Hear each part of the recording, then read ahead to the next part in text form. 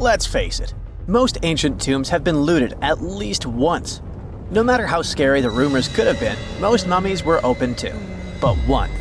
This is the Bashiri mummy, and it puzzles everyone so much that nobody dares to see what's inside. Meet Howard, but you must know him already if you're into Egyptian history.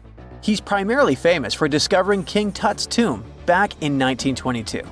But few people know that before this revolutionary discovery, he had probably found another mummy. It happened in 1919, and it goes by several names, either the Bashiri mummy or the mummy of Pacheri, or the untouchable one. Some reports say that Howard stumbled upon the Bashiri mummy in Luxor's Valley of the Kings, just where he would later find Tut's tomb. Despite this find, not much is known about this particular mummy. The reason why it's still unharmed in any way is not because of some superstitions, but because nobody is sure that they can undo what they do if something goes wrong. The mummy is so intricately wrapped that researchers never unfurled it for fear of irreversible damage. The golden rule of anyone who works with antiquities: if you're not sure you can't make it better or preserve it unchanged, do not touch it. History knows many examples of ancient relics ruined beyond repair, say Ecce Homo, or smiling statue restoration.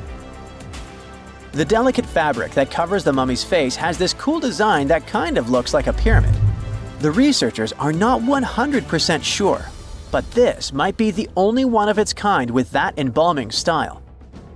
But without knowing the ancient technique, it's next to impossible not to ruin the mummy while unwrapping and wrapping it back. Back in the day, people, both experts and looters, would unwrap mummies for all sorts of reasons, mostly to study them. Luckily, these days, we have advanced tech that lets us check out what's inside a sarcophagus without having to unwrap anything. After taking a closer look at the Bashiri mummy, researchers figured out that it belonged to a man who was around 5.5 feet tall and lived during the Ptolemaic era, which makes this mummy roughly 2,300 years old. The Egypt Museum shared that the X-ray scan also uncovered an inscription of the guy's name, but it's a bit tricky to tell if it says Pacheri or Nenu, adding to the intrigue. The museum also pointed out that the fancy casing the mummy is in features all sorts of decorated scenes. You can see the mummy lying on a bed, flanked by deities Isis and Nephthys, along with the 4 sons of Horus. Plus, there are 2 images of the funerary god Anubis at the feet of the casing. By the way, Bashiri mummy is not the only one that has remained untouched. This is Issa Temkebde, and Gaston Maspero, a French archaeologist, made the decision to leave her mummy untouched, wanting to keep her resting peacefully since she was in such amazing shape. He did mention, though, that her tomb had been raided long ago. Thanks to some X-ray work, we learned more about the mummy. The scans revealed a few artifacts still wrapped up with the wife of a high priest, including amulets around her neck, right arm, and forehead. The X-rays also showed she had some dental issues and arthritis in her knees. While she passed away as an older woman, it's tough to pinpoint her exact age. However, various sources from her son's reign indicate that she was held in high regard in the kingdom. Isitemkebd served as the sister wife of Penejam II. You got me right, they were related by blood and were siblings, but back then it was pretty common to get married this way to preserve the purity of the bloodline. Say that to Habsburg, duh. Their chase for purity only led to inbreeding and the notorious Habsburg's jaw. Right, I guess we should not judge ancient Egyptian rules and morals, but what we can say for sure is that both Bashiri and Isitemkebd were incredibly lucky to stay untouched. The odds were not in King Tut's favor, though. The researchers' work hit him hard. The tomb itself was discovered in 1922, but it wasn't until 1925 that the nested coffins were opened during an excavation. The outer coffin, held together with silver pins, opened up to show another coffin shaped like a mummy, decorated with colorful glass and flower garlands. There were worries about the king's mummy because it had been exposed to moisture. The middle coffin was pretty heavy and didn't have any handles, so they had to be super careful taking it out. Inside the innermost coffin, which was solid gold and wrapped in a red cloth, they found the royal mummy, and this all went down on October 28, 1925. Tutankhamun's mummy, measuring about 6.07 feet, fit snugly into the innermost coffin, which was 6.17 feet long. You can already tell there was a problem, right? Imagine how hard it is to extract something as fragile as an ancient dried-up mummy, especially when there's not much room for maneuver. Plus, the mummy looked sus. It was pitch black. Howard Carter, the lead archaeologist of the expedition, estimated that around 2 buckets worth of oils had been poured over the mummy. But care had been taken to avoid the mask and feet. It was made to preserve him better. The body was positioned at a slight angle in the coffin, and there was a noticeable difference in the amount of dark oils on the right and left sides, indicating that the coffin might have tilted while being lowered into the sarcophagus. This oil created moisture inside the coffins, and over time, it reacted chemically, which Carter described as a sort of slow, spontaneous combustion, leading to the carbonization of the linen wrappings. Unfortunately, the combination of heat and moisture took a toll on the mummy's trappings as well. The crook and flail fell apart, the resin scarab cracked, and the threads holding the hands and mummy's bands started to decay, making everything quite fragile. Plus, the oils hardened over the years, effectively gluing the mummy and mask to the coffin's bottom. To try and separate the mummy from the inner and middle coffins, they were placed in the sun for several hours, reaching temperatures of 149 degrees Fahrenheit. Despite this effort, the mummy remained stuck, so the initial examination had to be done right where it was. The first part of Tutankhamun's mummy the researchers checked out was his lower legs and feet, meaning they started the examination from the bottom up. As they peeled back the bandages, they uncovered the first of many treasures wrapped up with the king. They took their time to carefully document and photograph everything they found. The inner layers of bandages were in pretty bad shape, mostly turning to dust, making it tough to figure out how everything was originally wrapped. Still, the overall methods matched what was seen in other nobles' mummies from that time. Lots of folded linen pads were used to shape the torso and thighs. The outer and inner bandages were made from fine linen, while the middle layers were coarser. They had some intricate bandaging around the shoulders and chest with a similar style around the groin. Each limb, along with fingers and toes, which were fitted with gold caps, was wrapped separately. Tutankhamun even wore gold foil sandals on his feet. They hoped to separate the mummy from the coffin by removing the outer bandages, but the resins had stuck the body to the coffin. So, the researchers ended up chiseling it out. To do this, they had to cut the torso in half at the hips and disarticulate the arms to continue unwrapping. Each part was treated with hot paraffin wax for stability, and later the hands and feet were reattached with resin. Finally, they used hot knives to detach the head from the mask. To check the teeth, it was decided to make an incision around the jaw and neck, which was later fixed with resin. So technically, the scientists did all they could to preserve the mummy, but still, in a way, it ended up being damaged beyond repair. What do you think? Should they have left it in the coffin? Or did they do the right thing? Let us know in the comments. The pyramids will make you say, wow, just look at the size of these things. No wonder people joke about ETs lending a hand or a tentacle. It's like some ancient construction magic.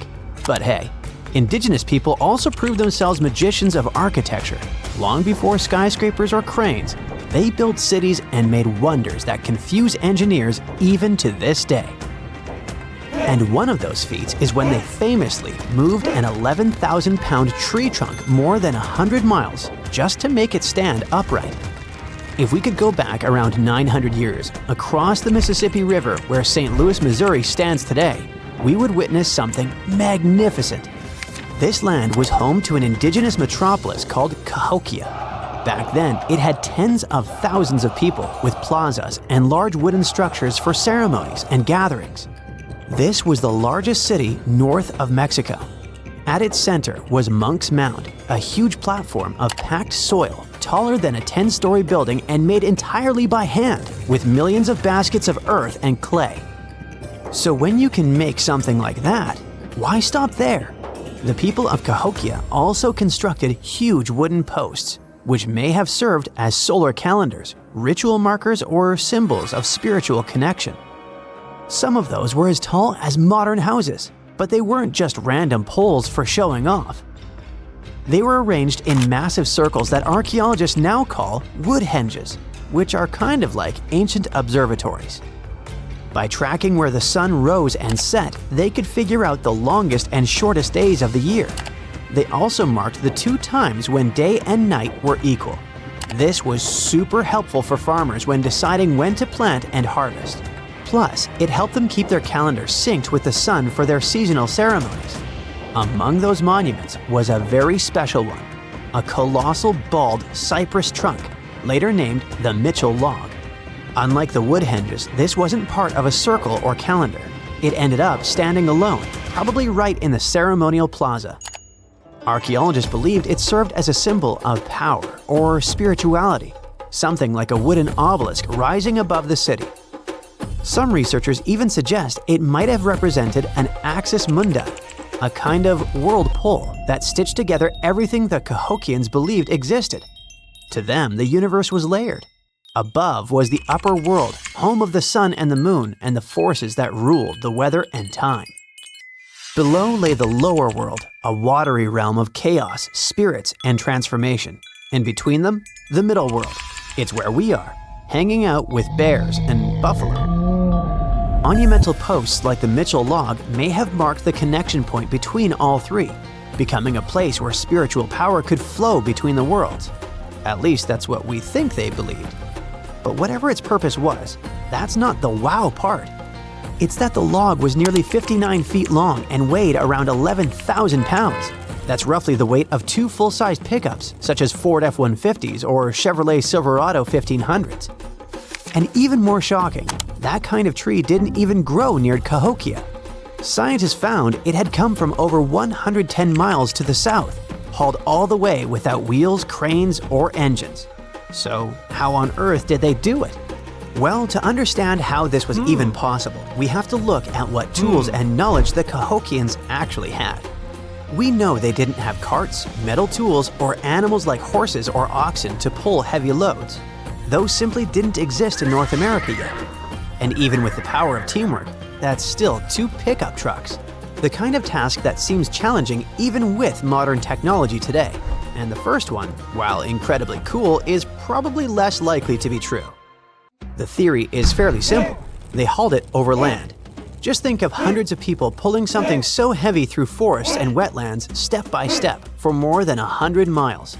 With ropes, rollers, and determination. They would have had to cut paths, build makeshift bridges, and find clever ways to keep the trunk moving without breaking it. It sounds impossible, but then again, so does stacking 2.5 million stone blocks to make the Great Pyramid. Yet somehow, humans did that too. The second theory is more practical and requires a bit of out-of-the-box thinking. They floated it over a river. The Mississippi River system is enormous, with a web of connected rivers and channels linking the southern cypress swamps to Cahokia's doorstep. The Cahokians probably already used these routes for trade, so moving a tree by water wasn't out of the question. They may have floated or rafted the cypress through the Mississippi's sloughs and backwaters. By hollowing out a few smaller logs to make rafts or using bundles of reeds to help with buoyancy, they could have kept the trunk floating while guiding it downstream with some poles and ropes. Just imagine the logistics of that. It's efficient and smooth because once the trunk is floating, the water is carrying almost all of its weight. Smaller teams would just need to steer it around the bends with poles and ropes instead of trying to lift it the whole way. It would still take an incredible amount of planning and precision. If nothing else, the Mississippi wasn't exactly calm. It had shifting sandbars, hidden snags, and powerful currents. If they had chosen the wrong time of year or let it jam against a bank, the log could have been lost entirely. But wait, how can scientists tell how far it traveled and when it was cut? Remember, they claimed this was hauled ages ago. This part isn't a theory, it's scientifically proven. The researchers started with a test called strontium isotope analysis. Strontium is a natural element found in rocks and soil, and each region has its own unique mix. Trees soak it up as they grow, locking that chemical signature into their wood. By comparing the strontium in the Mitchell log to modern samples from around the area, the team figured out it came from more than 110 miles south of Cahokia, likely near what's now southern Illinois or northern Arkansas. They also figured out when the tree had been chopped down. They used the same method we use for fossils, called radiocarbon dating, but with an interesting twist. Every year, a tree grows a new ring, kind of like a line on a calendar. So 9 centuries ago, a huge burst of energy came from the sun. When that radiation reached Earth, it slightly changed the air and plants everywhere. The trees that were alive back then recorded that change in one of their rings. Scientists today can spot that special ring and say, aha, this one grew during a solar storm we already know happened centuries earlier. That spike works like a timestamp, so by counting the rings that grew after it, they can tell exactly when the tree was cut down, and that year was 1124. And this isn't the first time researchers have used this trick.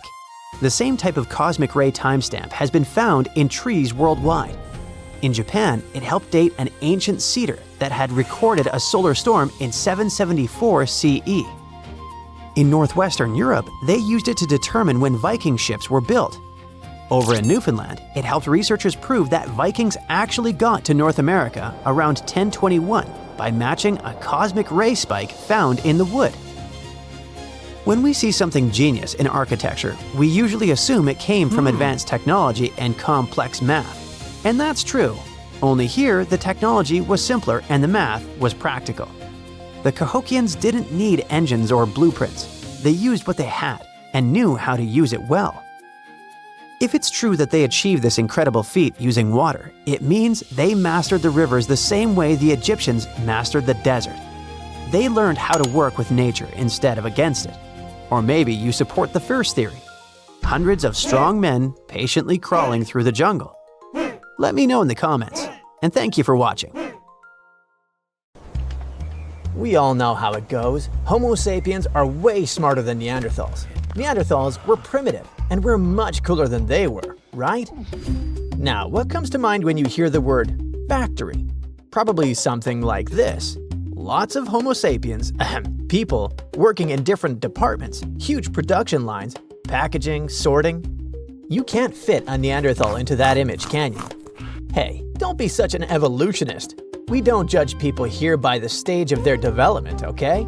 And by the way, Neanderthals had their own impressive factories. No conveyors or industrial robots, but pretty advanced for their time. The production line I'm talking about was located in a place we now call Germany. What's funny is that it's a country that still has plenty of factories and a long tradition of working with machinery, so it feels like a continuation of that tradition.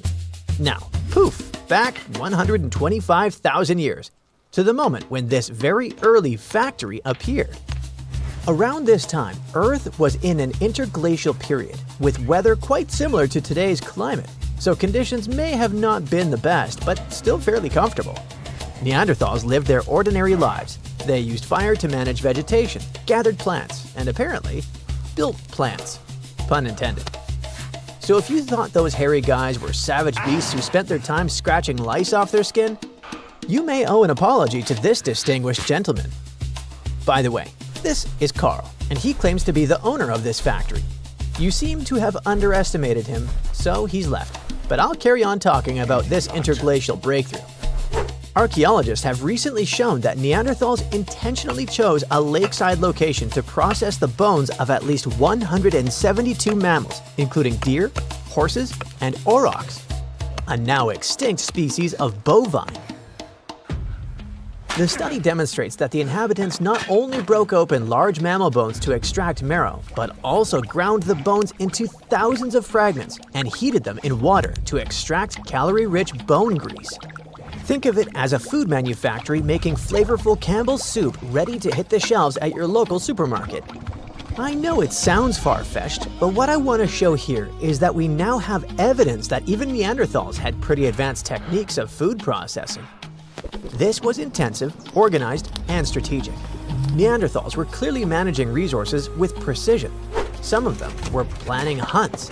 Others were in charge of transporting carcasses, while another group was busy rendering fat in a task-specific area. They definitely had no nutritionists, but they did understand both the nutritional value of fat and how to access it efficiently. Just one example.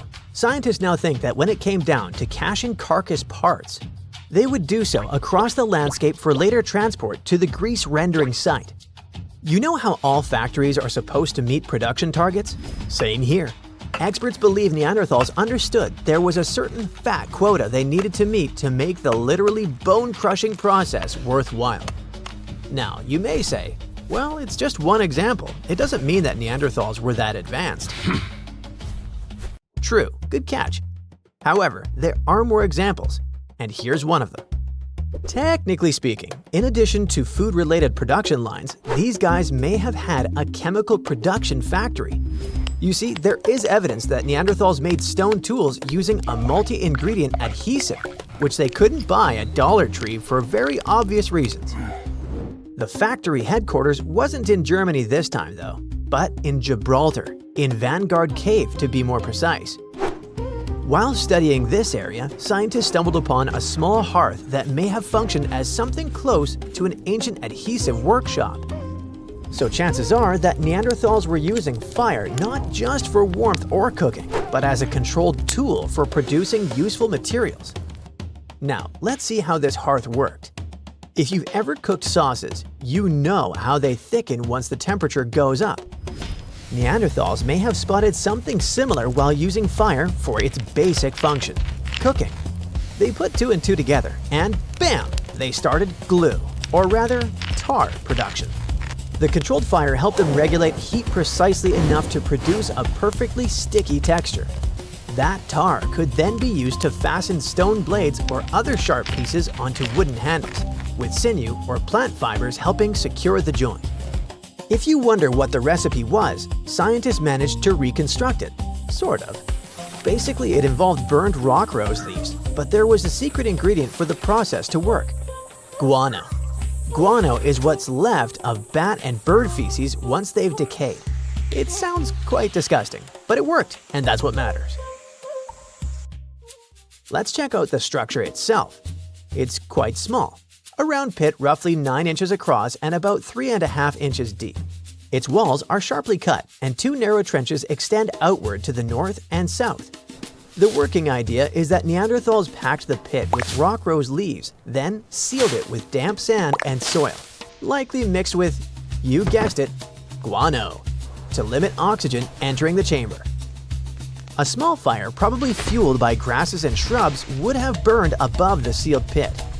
As the plant material heated, it released a thick brown resin. Producing that resin required temperatures in the neighborhood of 300 degrees Fahrenheit or more. However, it took scientists some effort to understand what happened inside the hearth. They had to analyze residues from the walls and floor using several chemical techniques, including mass spectrometry. This technique identifies and counts molecules within a sample. It was necessary to reconstruct the likely production method. Once they ran those SMART tests, they moved on to the next step, which involved a tad of elbow grease. They recreated the setup themselves, building experimental hearths that matched the original in size, shape, and materials. In 4 test runs, the recreated hearths successfully produced resin, which supported the proposed explanation. Alright, it feels like those prehistoric production lines prove that Neanderthals were much cooler than we thought. A typical idea is that Neanderthals were just wandering hunters, but they probably were not. And it's not only about their production setups. There may be evidence suggesting they organized coordinated hunts that lured wild horses into traps roughly 200,000 years ago. We go back to Germany once again. At the archaeological site of Schöningen, researchers uncovered wooden spears, double-pointed sticks, stone tools, and the butchered remains of more than 50 horses of different ages. After a couple of tests, scientists realized these finds are about 100,000 years younger than earlier estimates. The material was excavated in the 1990s from sediments along what used to be a lakeshore. With the updated dating, scientists think the site reflects a period when Neanderthals were already living across Europe. Zoo archaeologists argue that these hunters could understand horse behavior well enough to organize group hunts, steering entire horse families toward carefully chosen ambush points. Yikes! Chances are that by about 200,000 years ago, Neanderthals were cooperating in increasingly complex ways. Organized hunting, shared planning, and coordinated action may have been part of their social life, and they could have possibly reached levels similar to those seen in early Homo sapiens communities. Earlier estimates placed the Shonengan tools and horse remains at roughly 300,000 years old. There were no labels, of course, so scientists had to turn to pollen preserved in the sediment layers, which they used to match local vegetation changes with known global climate cycles. Under that older timeline, the hunters at the site might have been Neanderthal ancestors or another ancient human species known as Homo heidelbergensis. But the new timeline points more directly to Neanderthals themselves. To refine the age of the site, a team of scientists analyzed how amino acids, the chemical components of proteins, had gradually changed structure after passing. They examined 4 snail shells, 15 tiny crustaceans, and 8 horse teeth from the same sediment layer that contained the spears. Once they measured these molecular changes and combined the results with pollen records and climate data, the researchers calculated how much time had passed since those organisms died.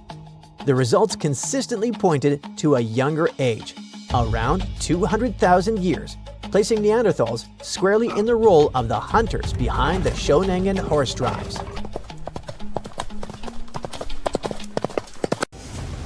For over 3,000 years, no one knew this place even existed. And then, out of nowhere, archaeologists digging near Alexandria uncovered something absolutely shocking: a forgotten Egyptian city. This place is buried under Greek ruins, hiding secrets that could rewrite the history of pharaohs and their armies. And one of the artifacts, which looks like a simple wine jug, changed everything. We thought that we already placed all the important parts on the map of ancient Egypt: pyramids, Thebes, Luxor, Alexandria. But nope, the map just got an update. The new city was a big deal, and it's about 3,400 years old. It's just been discovered at the site called Com el Nugus. This place is located west of Alexandria and tucked between the Mediterranean and a saltwater lake called Lake Mariut. This discovery raised a few eyebrows. Scientists thought that this place used to be empty and that it was only settled by the Greeks in about 332 BCE. But it turns out that people lived in Com el Nugus way before that. When archaeologists were digging through Greek ruins, they started noticing something unexpected: mud brick walls. Yep, you know, the pyramid type. That's the kind Egyptians built during the New Kingdom.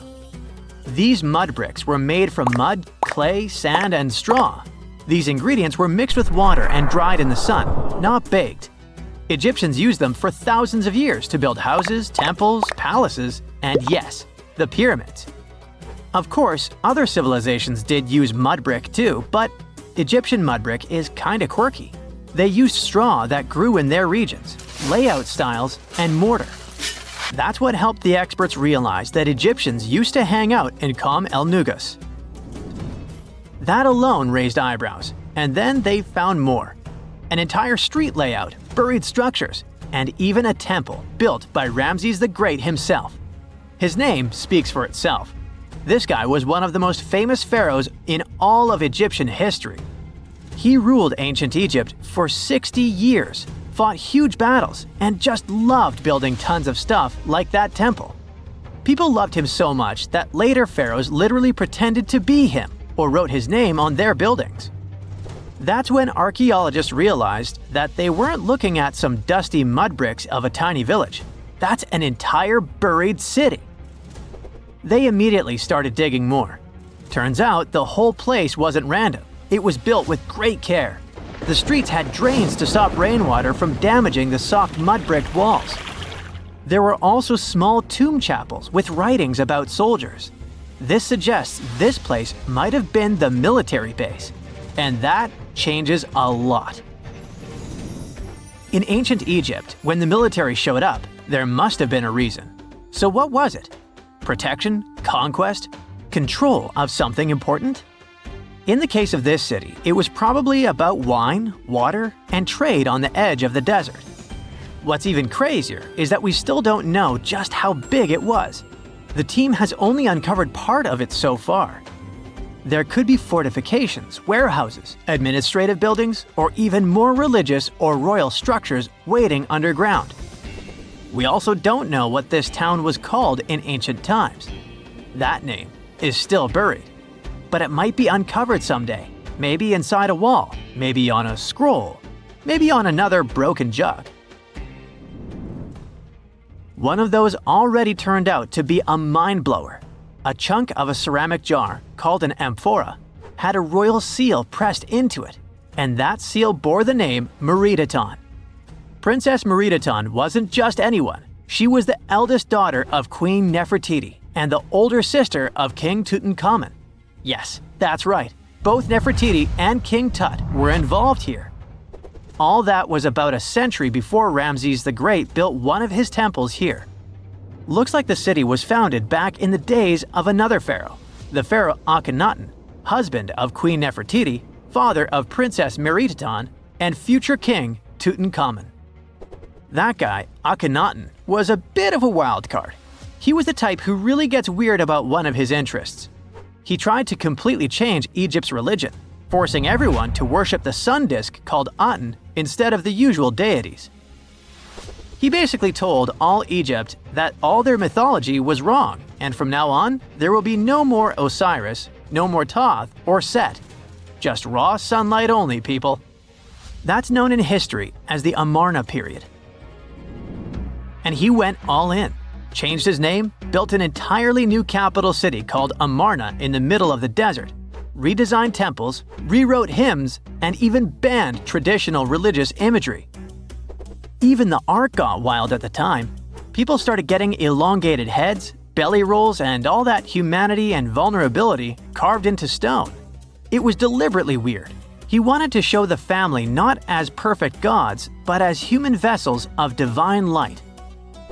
Everyone had to awkwardly smile and play along because he was the pharaoh after all. The wackiest part is that after his rule, his son, Tutankhamun, reversed all the sun disk-related stuff. He literally changed his name from Tutankhaten, which means living image of the Aten, the sun disk, to Tutankhamun, which means living image of Amun, one of the great older deities. King Tut brought back the old deities, reopened the temples, and erased as much of Akhenaten's legacy as possible. Looks like his family didn't really like the sun cult after all. Meanwhile, this discovered wine jug shows that the city was probably active, thriving with life during Akhenaten's times. That's huge. Up until now, there was no clear evidence that his radical ideas and projects extended all the way to the north. The jug also shows that vineyards and wine production reached all the way to the north in ancient Egypt. Wine really was a huge deal, worthy of placing a military base here.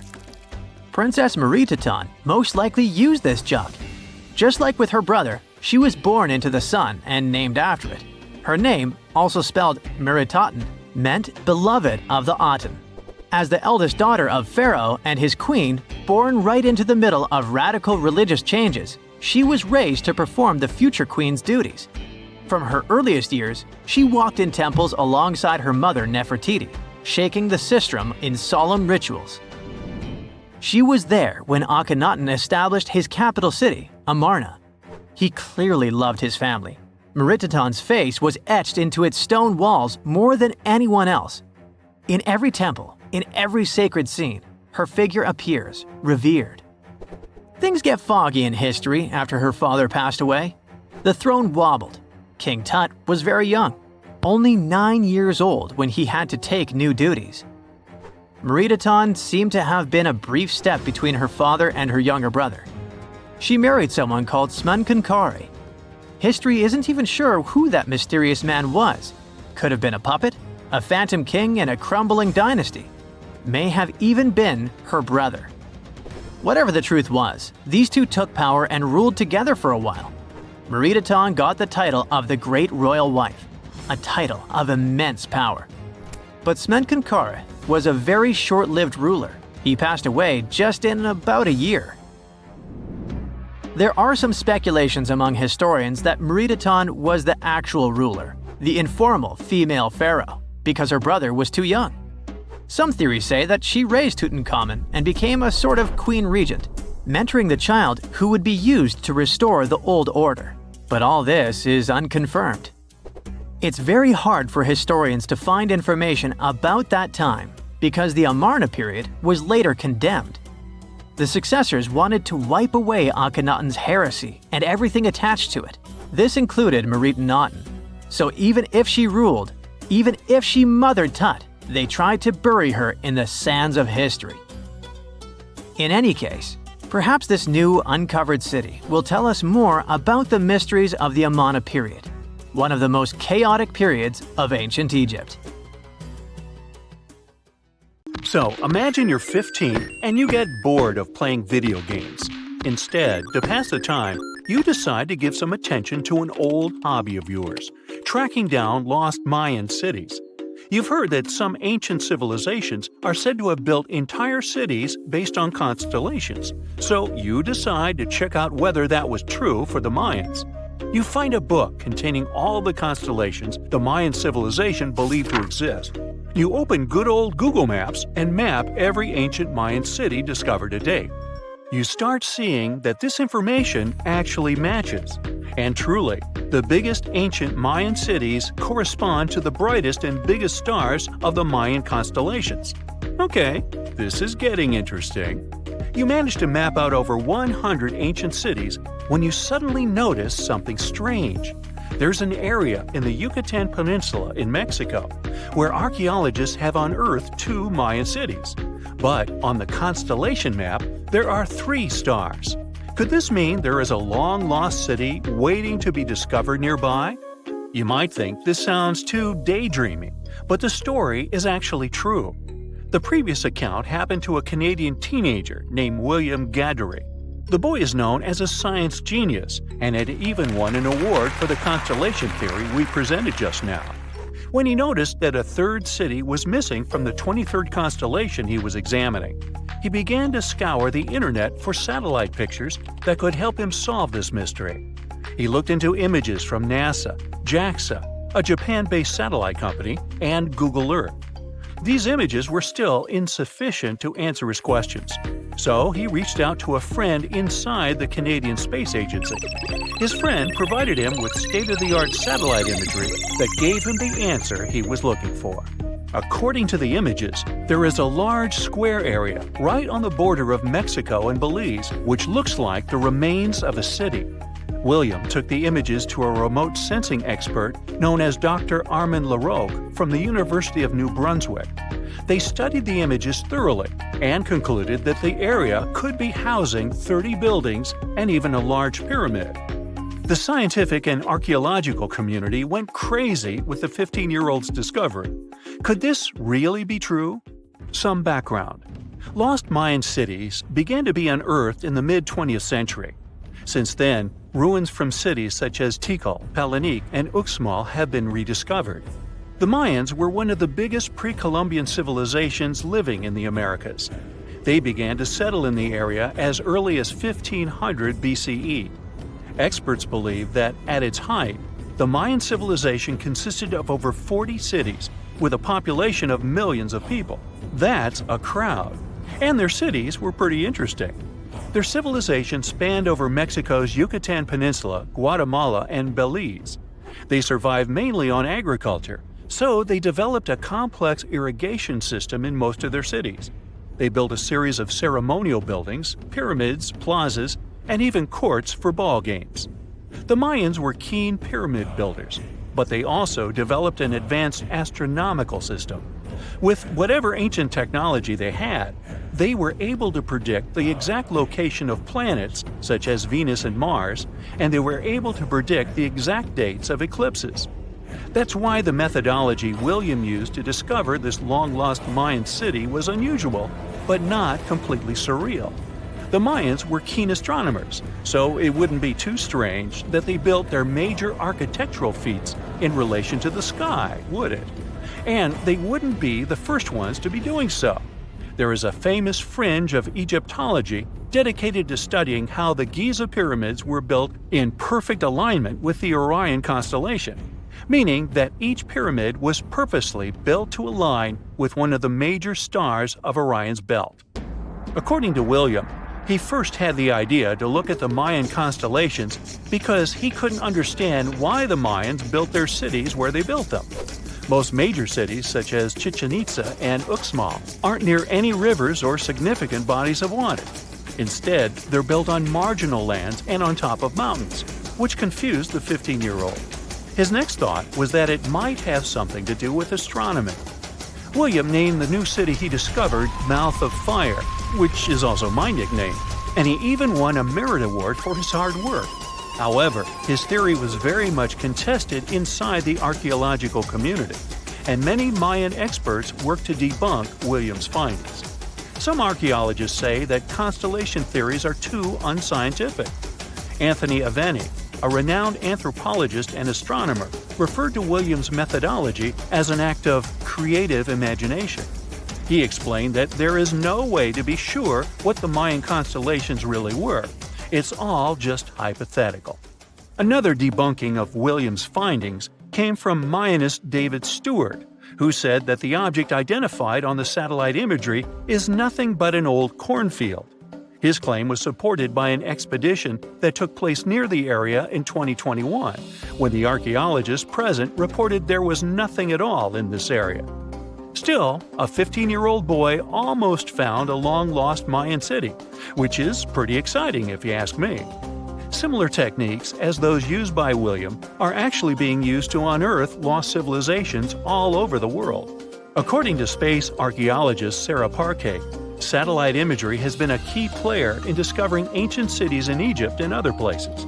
Sarah herself spends most of her days scouring images for any sign of where there could have been cities long ago. What happens, she says, is that any time you have something buried, it's going to be covered either by vegetation, soil or sand, or some other modern construction on top of it. In order to assess whether there is something hidden under large canopies of vegetation or not, she uses infrared technology, for instance. A major recent discovery in Brazil was done in a similar way. Satellite imagery detected a network of trenches dating back to 200 to 1200 CE. These suggest settlements that could have supported around 60,000 people. But in this case, the satellite imagery did indeed correspond to what was on the ground. Researchers from the University of Florida found several mountains that were accompanied by ditches and geoglyphs. Archaeologists also found remnants of carefully designed walls, centered around plazas, much like the type of construction done by the ancient Mayans. Advances in satellite tech have also shed new light on long-discovered ancient Mayan cities, such as Tikal. Located in the heart of the Guatemalan jungle, Tikal is believed to have been the capital of the ancient Mayan Empire.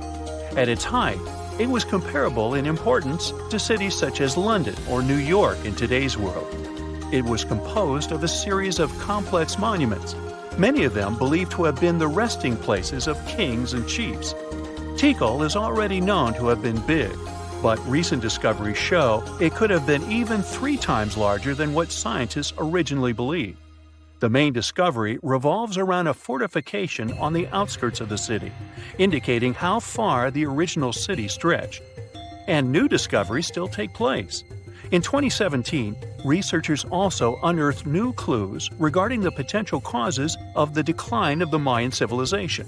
Using data from a Sidon seawall located 62 miles southwest of Tikal, scientists analyzed radiocarbon data from ceramics and archaeological excavations to extract new information about the sudden demise of this great civilization. The information shows that, instead of a sudden collapse, the Mayans most likely collapsed in waves of social instability and political crises.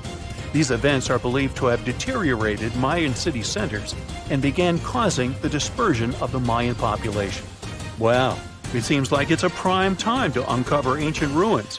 What do you say? Will you give it a try as well? The lost city of Atlantis may have actually been found. No, really. Two researchers were working in the waters off the coast of Cuba when they discovered the ruins of what looked like an ancient submerged city. That happened about 20 years ago, and yet no one really talks about it today. It's like the authorities just took the research, locked it away in some top-secret room, and decided no one else should know about it. But why? Well, I'm going to tell you.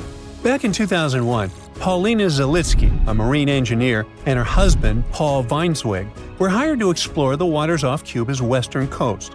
They had two main objectives: to search for old shipwrecks, possibly hiding treasures like gold and jewels, and to locate valuable oil and natural gas deposits deep underwater. They were using a sonar. Basically, this equipment is like a sound-based radar. It sends out sound waves underwater, and when those waves hit something, like a sunken ship, they bounce back. The system can figure out where and how far the object is just by listening to the echo. So, the couple was scanning the seafloor with this equipment more than 2,000 feet below the surface. And then, out of nowhere, they found something way more interesting than gold or oil. They found stones. Not just any stones. I'm talking huge, perfectly arranged stones. Kind of like a mini version of the pyramid at Chichen Itza, or even better, like a bunch of tiny submerged Chichen Itzas. Yep, they saw that, or at least they think they did. The thing is, sonar doesn't work like a camera. It definitely doesn't record video or take actual pictures underwater. What it does do is create images using sound. And those images are usually just outlines or shapes, kind of like a blurry black and white sketch. It shows you where things are, but not exactly what they look like. And that's exactly what happened back then. The equipment started producing images of these perfectly organized stone structures, and it really looked like some kind of urban development. I mean, the site was just too organized, too symmetrical to be just random rocks. But it sounded too good to be true. I mean, this discovery could totally change everything we know about ancient civilizations on the American continent. So the scientists decided it would be too irresponsible to announce anything without finding more evidence first. And that's why they decided to go back to that same spot. This time they sent down an underwater remotely operated vehicle to actually see what was going on beneath the sea. See? This robot was basically an underwater cameraman. And yep, it confirmed it. There was definitely something strange down there. It looked like an ancient city made of huge, smooth blocks of granite. These rocks were about 8 feet by 10 feet. Some were in pyramid shapes, others were circular.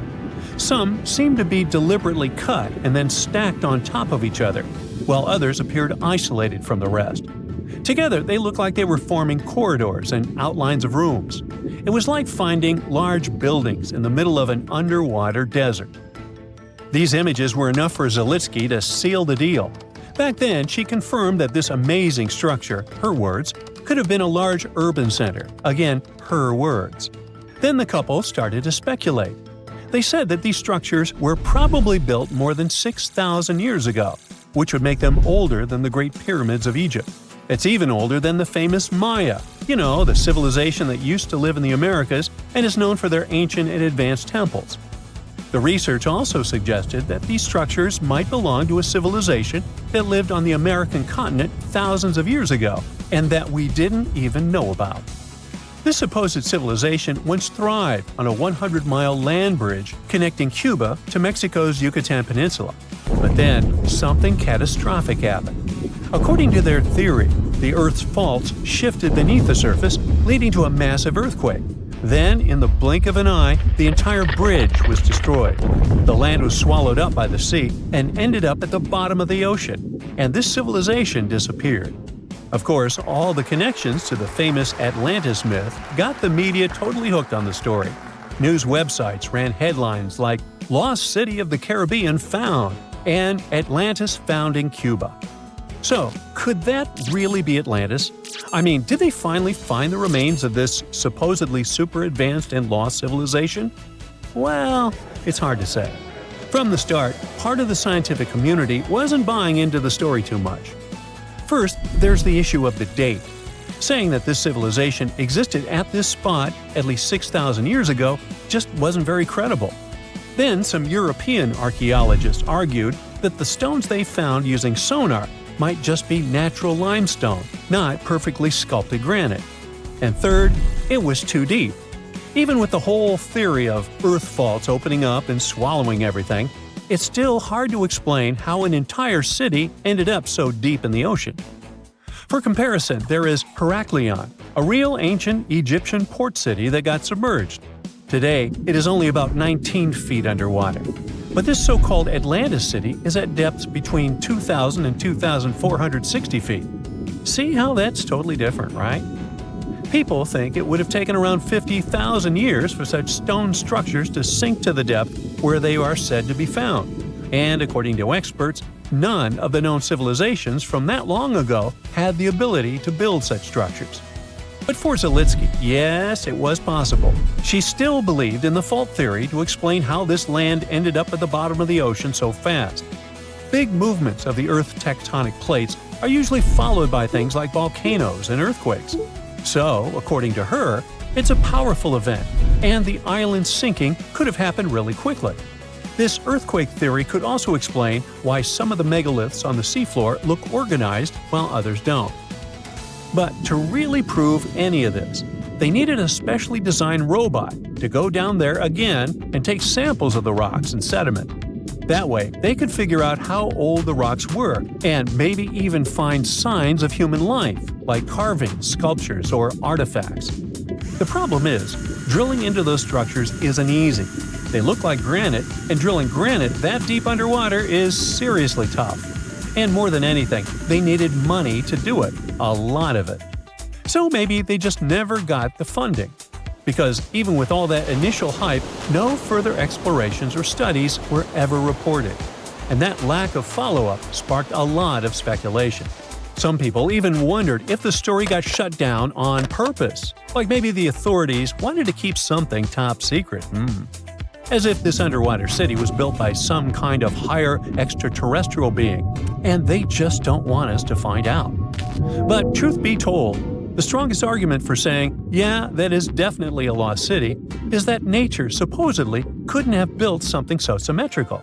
Geologists did try to find natural explanations, or at least similar examples from other parts of the world, but they came up short. Still, just because we haven't found a clear natural explanation doesn't mean there isn't one. Nature can create some pretty wild and unexpected stuff, so honestly, that whole too perfect to be natural angle is kind of a weak argument. What most likely happened is that experts just weren't convinced it was actually a sunken city. And that's probably why no one followed up on their work. Over time, the buzz faded, the story disappeared, and the site slipped back into silence. And without more data, the true nature of those underwater formations off Cuba's coast is still a mystery. Scientists found an entire city of Gallangola that was hidden beneath the dense jungles of Mexico for 600 years.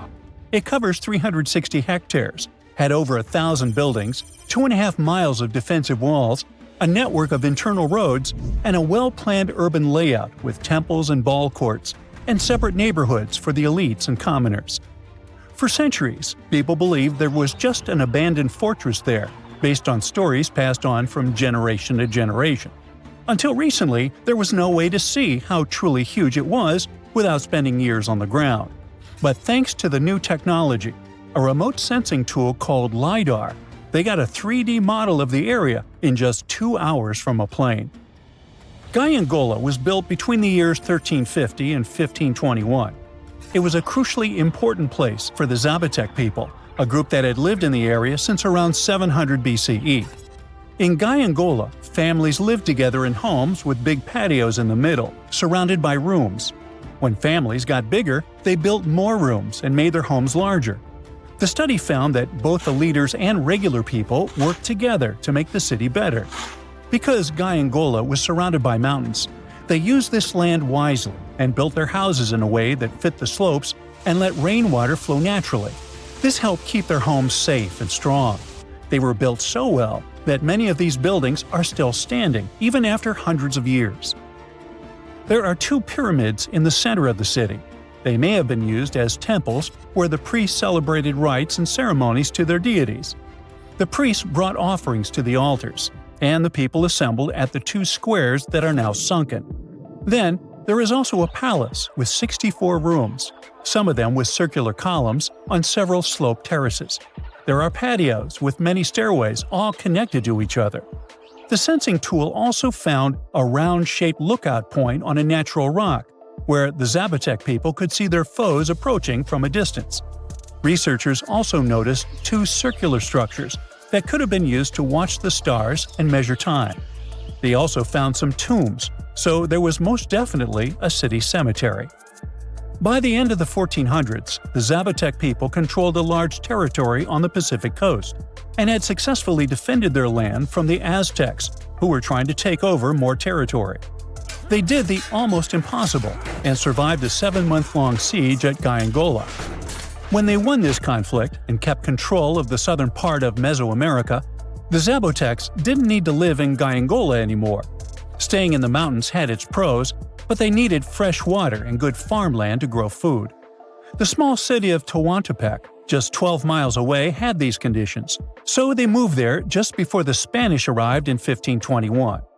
Over time, Zapotec traditions started to fade, but their culture didn't disappear completely, and more than 300,000 Zapotec people still live in Oaxaca State in Mexico. They speak their own languages and keep their traditions alive.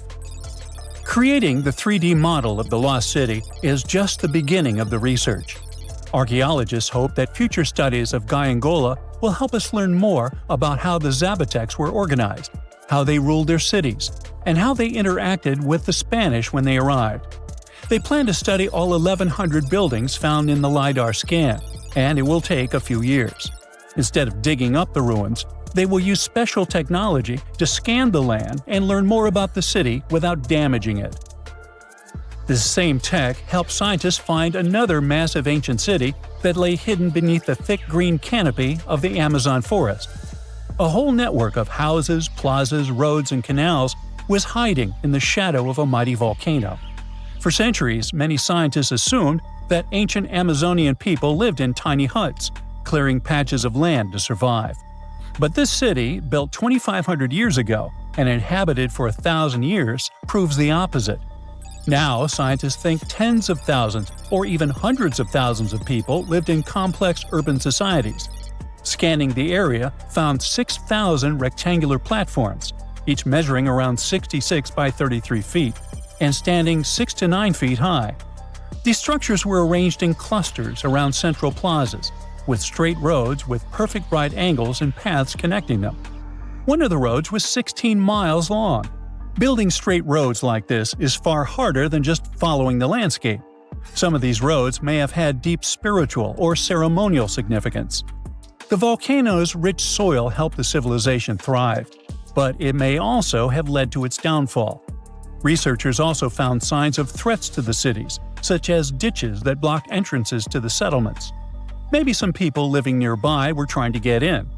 The next step for the researchers will be studying the adjoining 116 square miles to know more about this large, complex society that could be bigger than the well-known Mayan societies in Mexico and Central America. Meanwhile, in 1963, a man in Turkey discovered an ancient city while renovating his own house. He knocked down a wall in his basement and found a mysterious room. He kept digging and saw a tunnel. It led to the Derinkuyu underground city. It's one of the deepest multi-level underground settlements in Cappadocia and in all of Turkey. The inhabitants lived on 8 levels and had access to cellars, storage areas, chapels, a school, a study room, and other structures. All floors were connected by an extensive network of tunnels. The underground city was probably built as a shelter.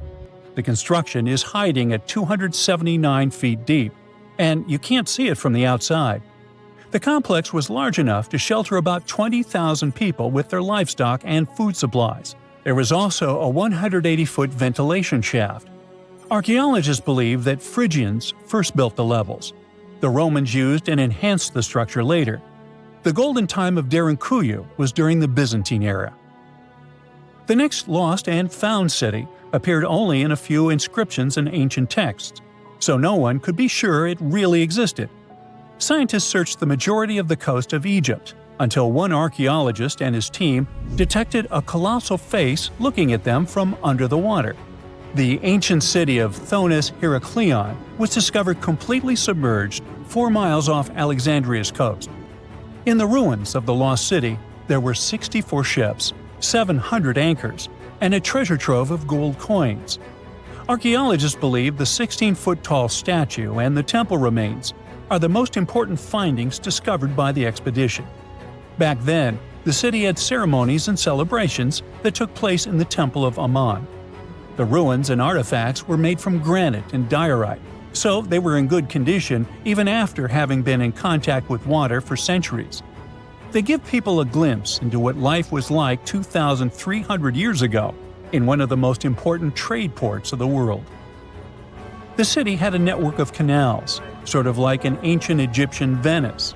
The canals linked many separate harbors and anchorages. Towers, temples, houses, and other structures were also linked by bridges. Thonis Heraklion was the country's main port for international trade and the collection of taxes. No one really knows how the city ended up submerged, but archaeologists connect it with natural causes. At the end of the 2nd century BCE, most probably after a flood, it got covered with water. Then Alexandria, the city founded by Alexander the Great, became more glorious than Heraklion. Before Alexandria's fame, Heraklion was the main port of entry to Egypt. So after the tragedy, many ships heading for Heraklion had to change their route and go to Alexandria. Heraklion lost its glory until its discovery in 2000.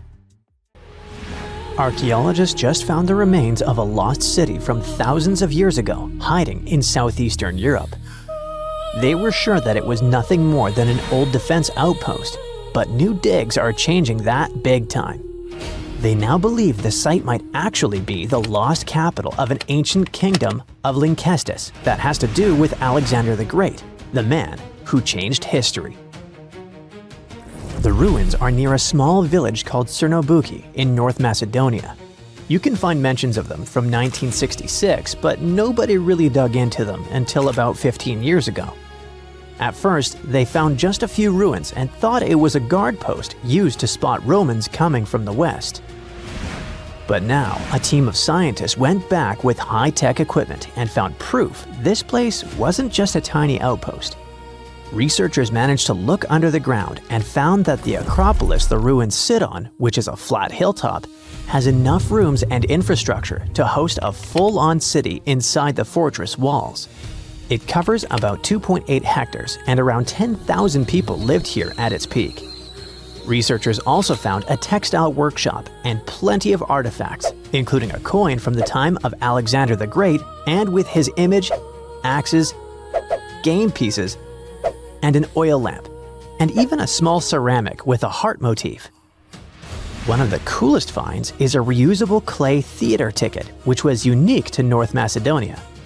This means there was also most likely a theater here, and it could be in one of the large buildings.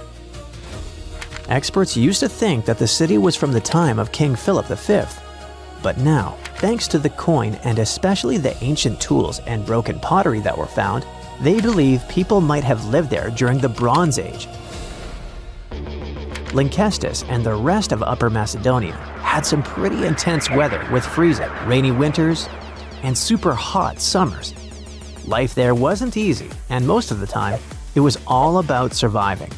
The people who lived in the area were mostly nomadic herders, and they had to move around depending on the season. They traveled with their flocks of cattle, goats, and sheep, always looking for the best pasture lands. Back then, Macedonia was kind of like the outsider of the Greek world. It was part Greek, but powerful city-states like Athens and Sparta didn't really accept it. Thanks to this position on the edge, Macedonia had the chance to mix Greek traditions with local culture. Eventually, they took over and changed the whole ancient world under kings like Philip II and Alexander the Great. The new discoveries at Cernobuki show us how connected and powerful ancient Macedonia really was, especially since the city sat along trade routes to Constantinople. Big historical figures like Octavian and Agrippa might have passed through the area on their way to clash with Cleopatra and Mark Antony. The place could also be the lost capital of the ancient kingdom of Lynkestis or Lyncus. Some experts think that a major city in Upper Macedonia could be where Queen Eurydice was born.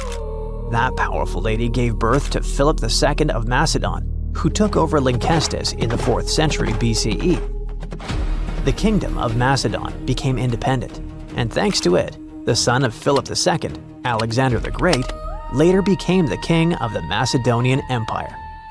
That man totally lived up to his name. In just 13 years, he created one of the biggest empires in history, stretching from Greece all the way to Egypt and India. And he managed to do all that before passing away at just 32 years old.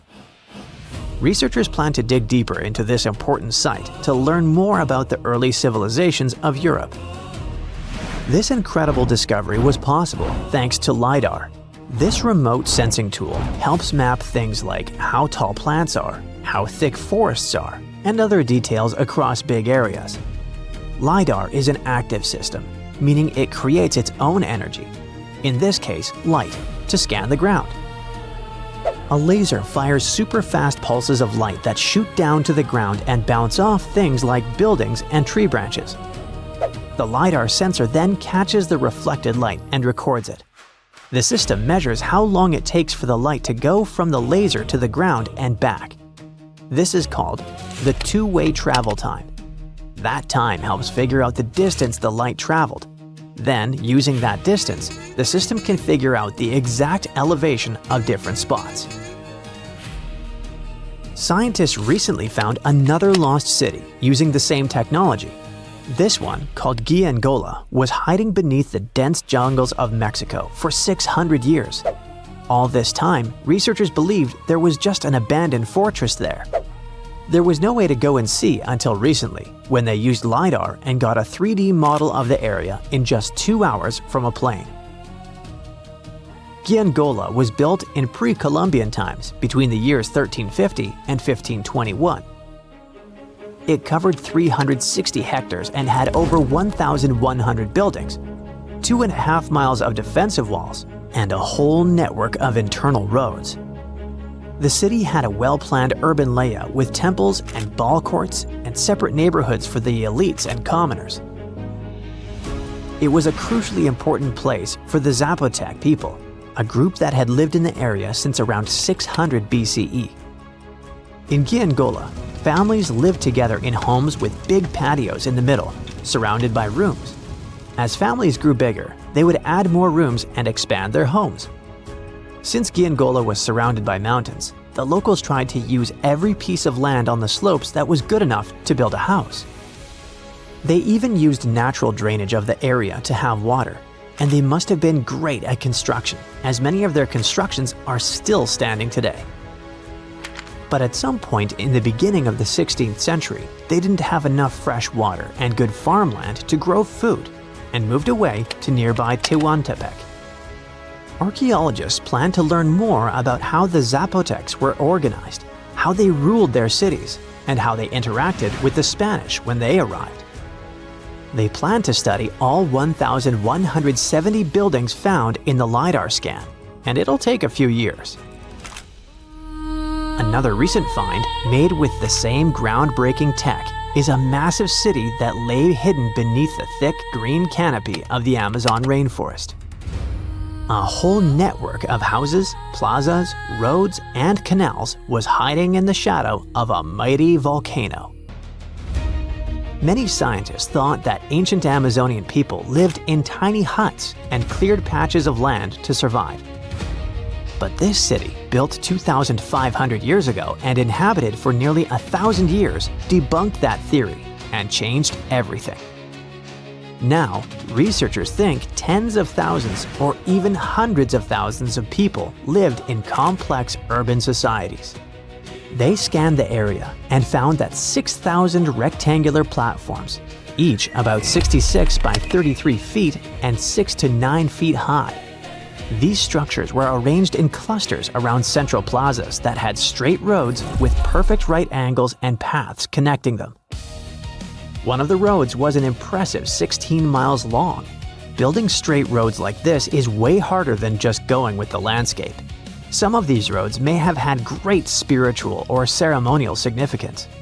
The civilization was thriving thanks to rich soil from a nearby volcano. But the same volcano may have also led to its downfall. Researchers also found signs of threats to the cities, such as ditches that blocked entrances to the settlements. Maybe some people living nearby were trying to get in. The next step for the scientists will be to study the adjoining 116 square miles to know more about this large, complex society that could be bigger than the well-known Mayan cities in Mexico and Central America. Archaeologists in Panama kept finding chiefs covered in gold under a plain sunburned field. Weird enough, then they found chief regalia so small it could only belong to a child. That discovery shifted the interpretation of the site. El Caño was no longer just a rich ceremonial site. It looked more like a place where power could pass from one generation to the next. And now, a newly opened chamber there has expanded that picture. El Caño stands apart from the usual ancient gold story. The newest chamber, dated to around AD 800 to 1000, didn't just produce shiny artifacts. It added another piece to a much larger pattern.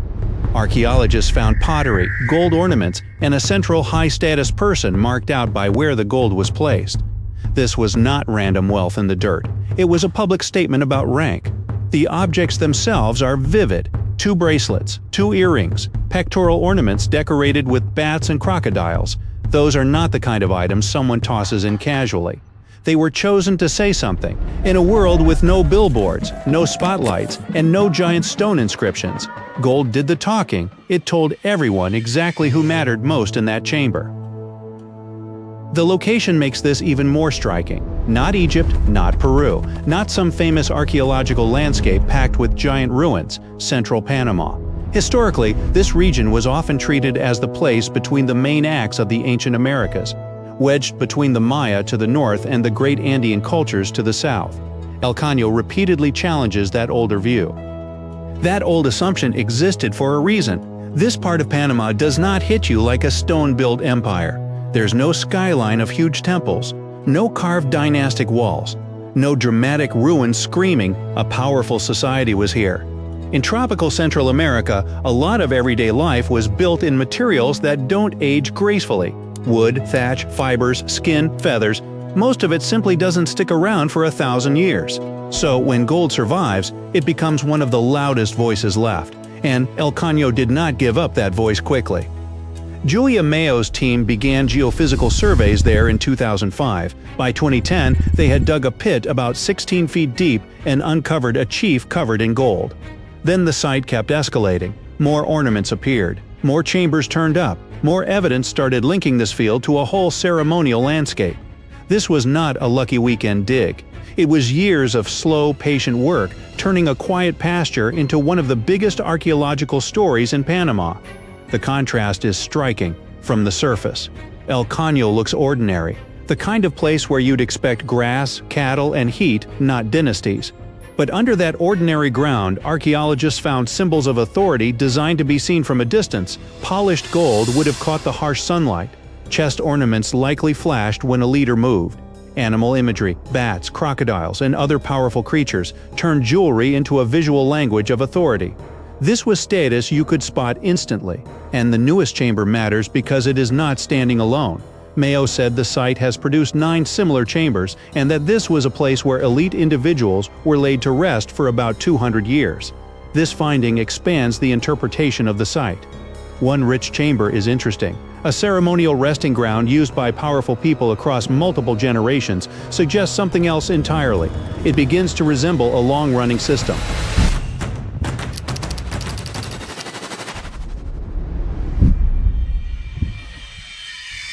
You can see that system even more clearly in another major El Caño find from 2024.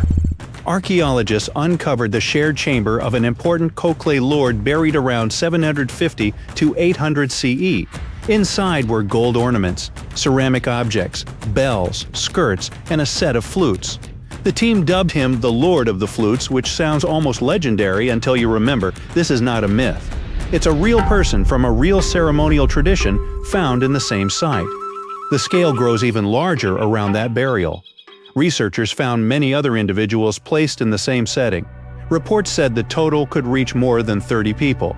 At that point, you are no longer looking at one important person with a collection of objects. You are looking at an event, a choreographed display, a message to everyone watching that this leader stood at the center of a much bigger social order. This interpretation is supported by research. A 2020 study of El Caño's multiple chambers found the same basic pattern again and again.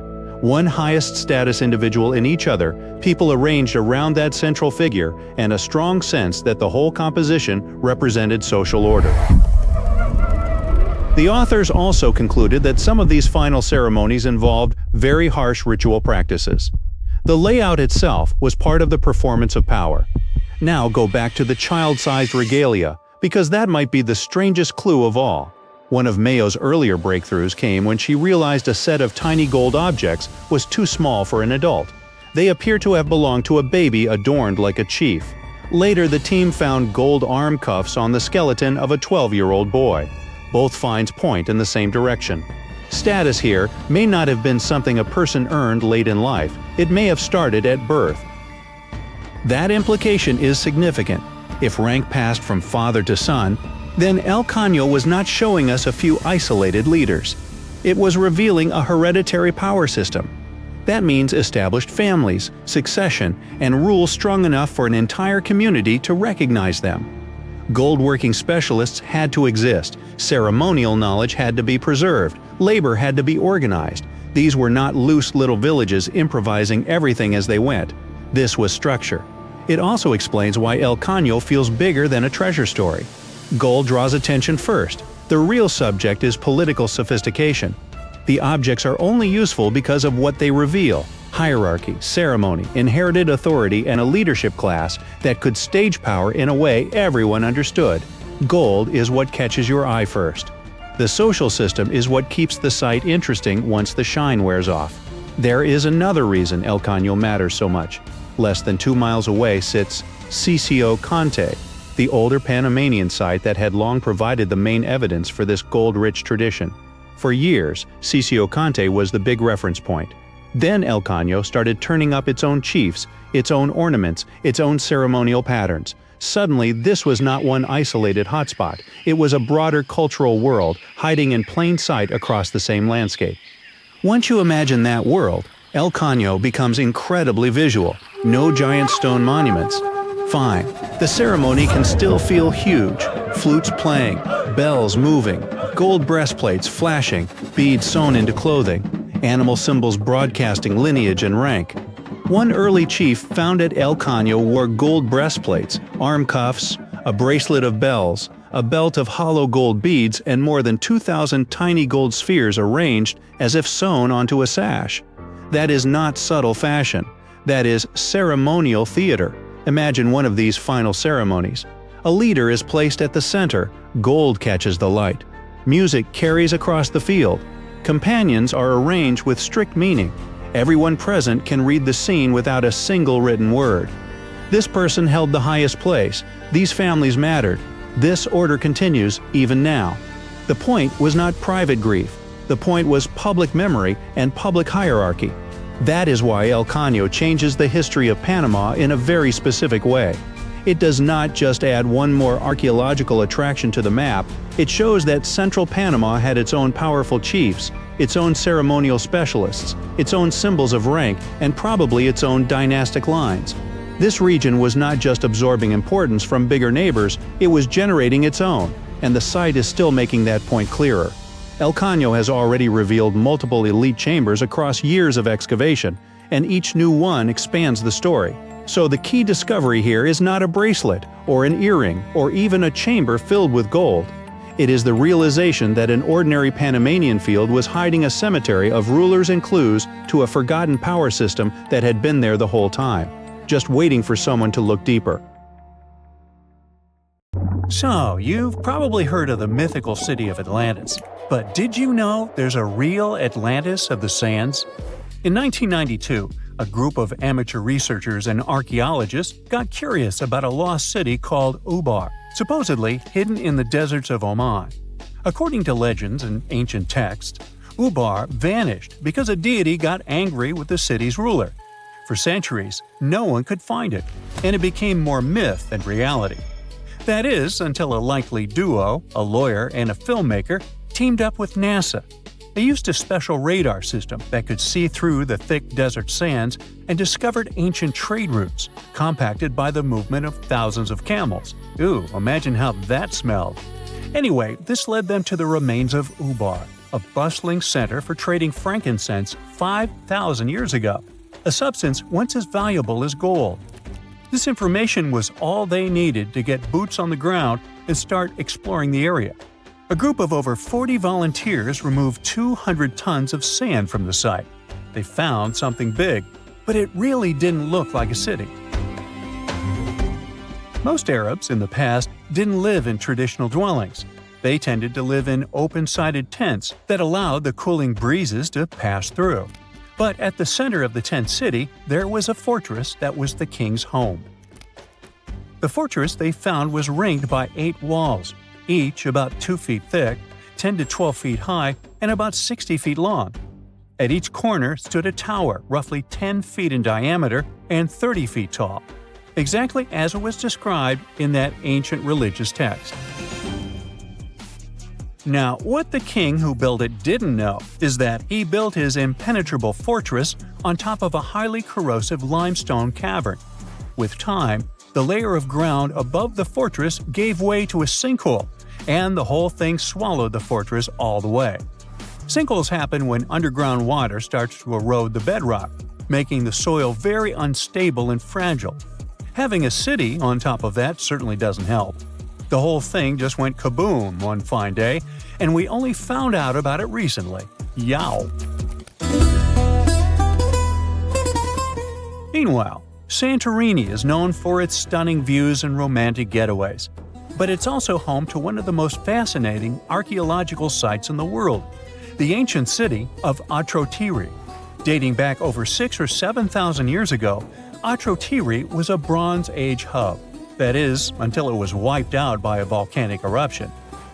Everything changed for Atrotiri in the 16th century BCE, when a series of earthquakes hit the city.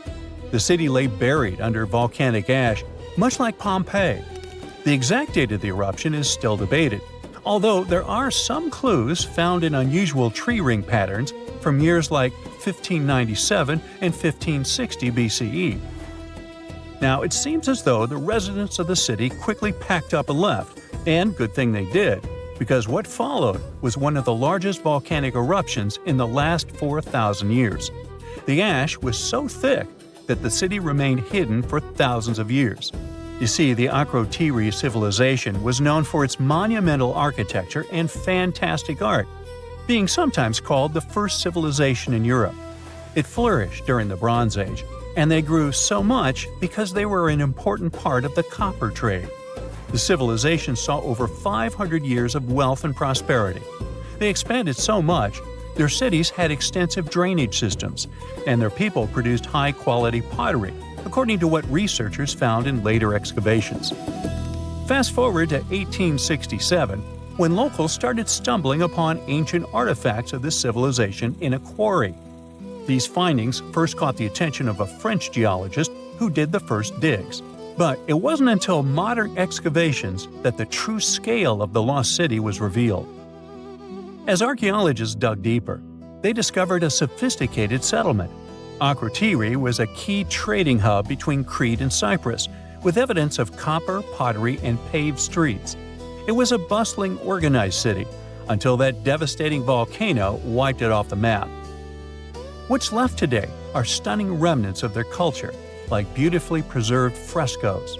These paintings, created with mineral pigments, show scenes of daily life, flotilla of boats, blooming flowers, and birds in flight. Across the Atlantic, Peru is world-famous for the majestic ruins of Machu Picchu. But there's a lesser-known, heartbreaking chapter in its history, the tragic destruction of the city of Jungay. In 1970, a seemingly small shift in a tectonic plate triggered a massive 7.9 magnitude earthquake, causing devastation on a scale few could have imagined. It was a peaceful Sunday afternoon when the regions of Uncas and La Libertada were rocked by the quake. The epicenter was about 22 miles off the coast, where the Nazca Plate dives, or subducts, under the South American plate.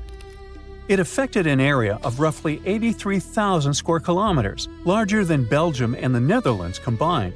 The tremors were so powerful, they were even felt in central and western Brazil, which are not exactly close by, just to give you an idea.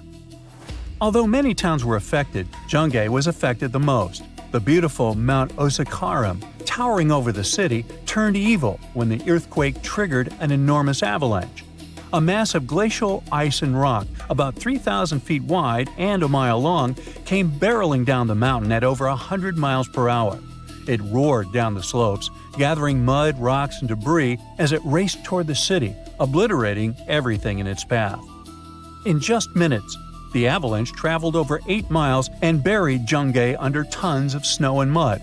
Over 25,000 people lost their lives in the disaster, leaving the city almost completely covered.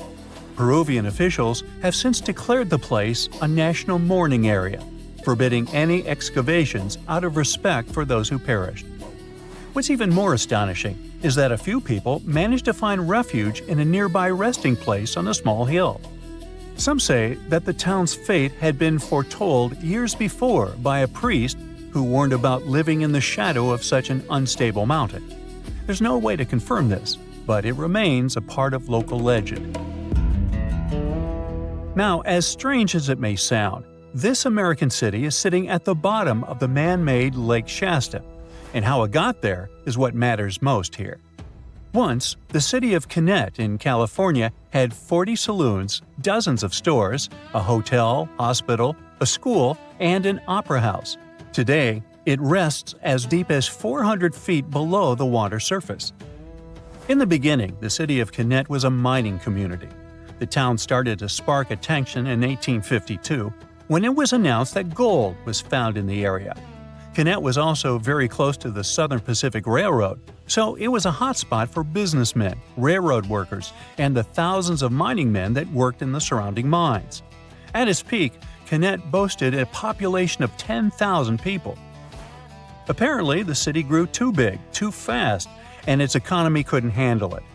In 1923, Kinnett's largest mine closed permanently, and that was just the excuse the officials needed. Authorities wanted to build a dam in the nearby region, so in 1935 they started working on the Shasta Dam. When Shasta Lake began filling up with water in 1940, the old town's hotel and saloon still existed and were left standing. Today, all of its remaining structure sits in the deepest part of Shasta Lake. Now, here's the craziest part. During a recent California drought, some parts of the town that were taken by the lake's water started to reveal itself. After almost a century underwater, old bridges, train trestles, tunnels, and the town's foundations started to pop out of the lake's muddy depths. A perfectly carved vertical hole hidden deep in the North Caucasus Mountains drops into the earth like someone drilled straight toward the planet's core. Some people even compare the shaft to internal passages inside the Egyptian pyramids. Could there really be a connection between them? So the public learned about this mystery cave thanks to a local cave enthusiast who was hiking in the North Caucasus in 2011. The rugged slopes of the Kara Hora mountain, with glacier-carved valleys and cliffs that have stood there against all sorts of weather for thousands of years, seem to be a perfect place if you want to hide something. And that's where Shemakov found something that looked like an entrance to an underground cave. He invited a team of cavers, and together they went down the shaft. At first, they were sure it was a geological formation, but the deeper they descended, the more it looked like something carefully built by humans. There were massive stone blocks that seemed fitted together so tightly that you couldn't push a knife blade between them. Some sources also say the shaft drops almost perfectly vertical, and its walls look polished, as if giant machinery smoothed them long before modern tools existed. But in reality, this smooth appearance results from natural geological fractures. What's really weird are openings resembling ventilation channels. These passages seem designed to move air through the structure. Natural caves rarely organize airflow this cleanly. That detail alone makes researchers argue whether someone designed and built all this intentionally. And if someone did build it on purpose, it would have to be one really advanced civilization. Some people said Zhemikov described his discovery in every detail in his diary. But even if it really existed, it was lost. So we'll never know what was in it. In fact, we know so little about this man, and his discovery wasn't mentioned a lot on TV or elsewhere, that some people even questioned if he existed at all. Or maybe he saw something down there he shouldn't have seen. And there's no way to double-check, as he was hit by a car and passed away just 4 years after the discovery. This tragedy fueled even more rumors, speculation, and conspiracy theories. Geologists are trying to find a more logical explanation for this shaft, of course. The Caucasus Mountains are part of a massive chain called the Alpida Belt, which stretches all the way from southeastern Europe right into Asia. The Caucasus formed as a result of a tectonic plate collision. All these massive plates are still restless and constantly pushing against each other today. So the entire region gets hit with strong earthquakes on a regular basis. Plus, water, pressure, and chemical reactions can carve vertical shafts over millions of years. Underground rivers dissolve softer rock, and harder layers remain smooth, eventually forming deep chimneys. But erosion usually creates randomness, and Kara Hora has symmetry, angles, and fitted stone features that resemble architecture more than accident. Now, getting inside the shaft is still extremely dangerous. You'd have to face sheer drops, unstable ledges, and oxygen levels that thin out deeper underground. Twisting tunnels make it super tricky to find your way, and locals warn that some of the first explorers who entered never returned. Luckily, modern teams can use ground-penetrating radar and remote sensors instead of human descent to study the shaft. With every new scan, researchers find more voids that are still unreachable. Meanwhile, Kara Hora has interesting neighbors. For example, Verovkina Cave, currently the second deepest known cave on the planet. This monster drops nearly 1.5 miles straight down, deeper than 4 Empire State Buildings stacked end-to-end. Explorers descend through freezing waterfalls, razor-sharp rock corridors, and vertical pits that swallow light completely. Temperatures here hover just above freezing, and underground rivers roar through darkness nobody saw until recently. If you dare reach the bottom, prepare for a journey that will last weeks of staged camps, ropes stretching thousands of feet, and absolute trust in teammates. One mistake down there means you'll be gone for good. Veryovkina constantly floods and reshapes itself year after year, so cavers have to deal with flood pulses all the time. Water cuts deeper into the limestone rock and expands chambers slowly but surely, and then, because of the volume, suddenly bursts through cave openings.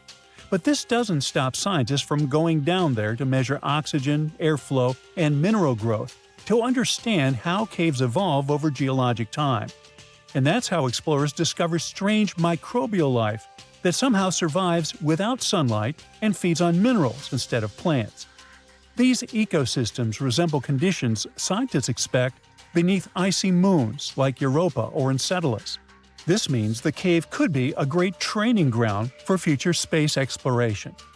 But before we head to space, let's check out another super interesting cave system, this time in northern Spain. There's a chamber there which scientists call Pit of Bones. Explorers have to trek into a pitch-black underground maze to squeeze through a narrow shaft that suddenly drops straight down for 42 feet. At the bottom of that geological trap, you slide down a steep stone ramp into a cramped, muddy chamber that holds the largest and oldest collection of early human fossils ever discovered. It's a biological time capsule with the remains of at least 28 ancient humans, frozen long before modern history even began. Explorers also found over 6,500 fossil fragments mixed with the remains of at least 166 Ice Age cave bears, lions, wolves, and foxes that probably fell down the shaft by accident. But the human bones are a massive mystery because they seem to have ended up down there much earlier than the animals. Who these people actually were is still a huge debate. When researchers looked closer at their skulls and jaws, they noticed strong, super-early Neanderthal traits. Then things got even crazier when scientists miraculously extracted mitochondrial DNA from those ancient bones. It linked these individuals not only to early Neanderthals, but also to the Denisovans, a mysterious group of ancient humans found thousands of miles away in Siberia. It proves our ancestors were moving and mixing in ways far more complicated than anyone ever guessed. The drama doesn't stop at genetics, though. This dark cave might actually hold the world's first assassination mystery and its earliest funeral. Out of thousands of bones, archaeologists found absolutely no everyday tools or food waste, except for a single, carefully crafted quartzite hand axe they nicknamed Excalibur. Because of this, some researchers think the group intentionally lowered their deceased down the shaft with the axe as a ritual. It was probably a way to show compassion hundreds of thousands of years before we thought possible. At the same time, one of the skulls shows two identical lethal fractures that look exactly like intentional blows. To get the exact timeline for all this prehistoric drama, scientists use cutting-edge tech like electron spin resonance and uranium series dating, and finally locked down that it's 430,000 years old. Now, let's jump across the world to another geological giant, Devil's Tower in Wyoming. The formation shoots nearly 900 feet above the surrounding land. Its surface has long vertical columns, and it looks like some careful hands carved them.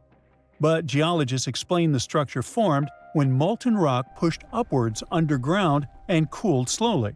As the rock cooled, it turned into hexagonal columns, similar to how drying mud splits into patterns, just scaled up to impossible size.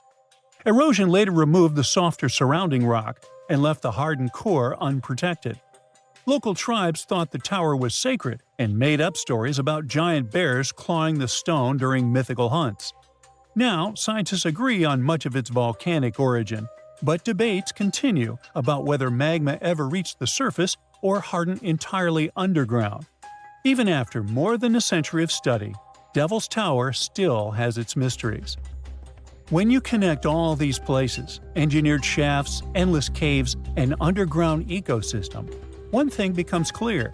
Earth hides entire worlds beneath our feet, and we've barely scratched the surface. You are lost deep within the jungle in the Yucatan Peninsula in Mexico. There are strange noises all around you, and to make it worse, the sun is setting. Soon, you'll be alone in the middle of an unknown rainforest. Guess it was a pretty bad idea to come looking for El Dorado on your own, wasn't it? You keep walking as fast as you can when suddenly, wait! What's this you're seeing? It looks like large stairways made out of stone. This definitely doesn't look natural, so you take a picture. Maybe you didn't strike gold, but you might have just found something relevant. Congratulations! You found Akamtun, a long-lost Mayan city, hidden 37 miles into the jungle. The name literally translates to stone column. Stone was probably in at the time, so these guys used a lot of it to build their pyramids, houses, and even ball courts. If you ever thought that Europeans invented ball games, think twice. Mayans loved to play ball games for recreational purposes. Akamtun is part of a series of other long-lost Mayan cities that are being discovered with the help of new technology nowadays. We'll talk more about the other ones in a jiffy. Perhaps the biggest surprise of this one is that it was surrounded by wetlands, which is why the city was built on high ground. The city was monumental, covering an area of over 120 acres. That would be as big as 90 football fields right next to each other. Scientists have found proof that Akhenaten had pyramids of up to 49 feet high, and that it was likely an important social hub between 250 and 1000 CE. This is definitely a game changer. But lost Mayan cities began to be unearthed in the 19th century. Modern technologies, such as LiDAR imaging, help archaeologists see through dense canopies of the forests. This means that people don't really have to risk getting lost in the tropical jungle like you did at the beginning of this video.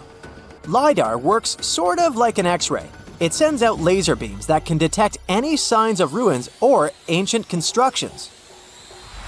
According to space archaeologist Sarah Parchak, satellite imagery has been a key player in discovering ancient cities in South America, Egypt, and other places.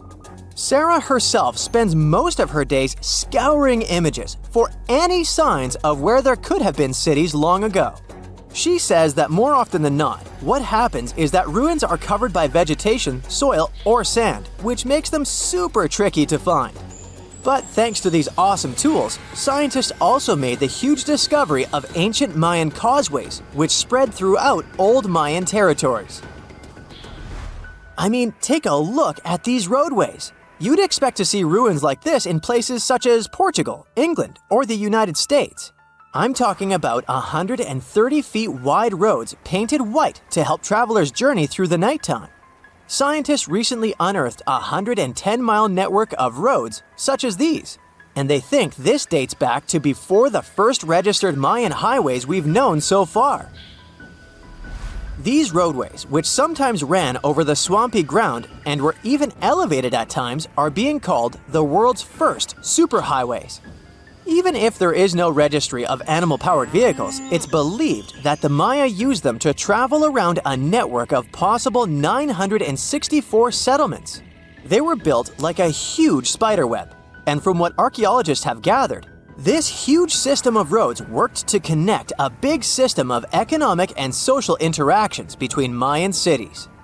This completely debunks the traditional idea that the Mayan pre-classic period, which dates back to 2000 BCE, was made of small, tribal settlements. Imagine the manpower and engineering ability you need to muster to build something close to these white highways. Scientists believe that these causeways were built pretty much the same way as the Mayans built their pyramids, with a mixture of mud and quarry stone. Oh, and using several layers of limestone to make them white. That's pretty cool, right? But let's take a few steps back for a moment to get some context. The Mayans were one of the biggest pre-Columbian civilizations living in the Americas. Until now, experts believe that at its apex, the Mayan civilization consisted of over 40 cities, with a population of millions of people. That's a lot of folks. Their civilization spanned Mexico's Yucatan Peninsula, Guatemala, and Belize. And they survived mainly on agriculture. The thing is, the Yucatan Peninsula was an extremely difficult place to grow crops. So the Mayans had to develop a complex irrigation system in most of their cities. They built a series of ceremonial buildings, pyramids, and plazas. The Mayans might have been keen pyramid builders, but they also developed an advanced astronomical system. With whatever ancient technology they had, they were able to predict the exact location of planets such as Venus and Mars, as well as the exact dates of eclipses. If you've ever seen examples of ancient Mayan cities, this is Tikal. Located at the heart of the Guatemalan jungle, Tikal is believed to have been the capital of the ancient Mayan conquest state. At its height, it was comparable in importance to cities such as London or New York in today's world. It's composed of a series of complex monuments. The North Acropolis is one of Tikal's most ancient complexes of monuments.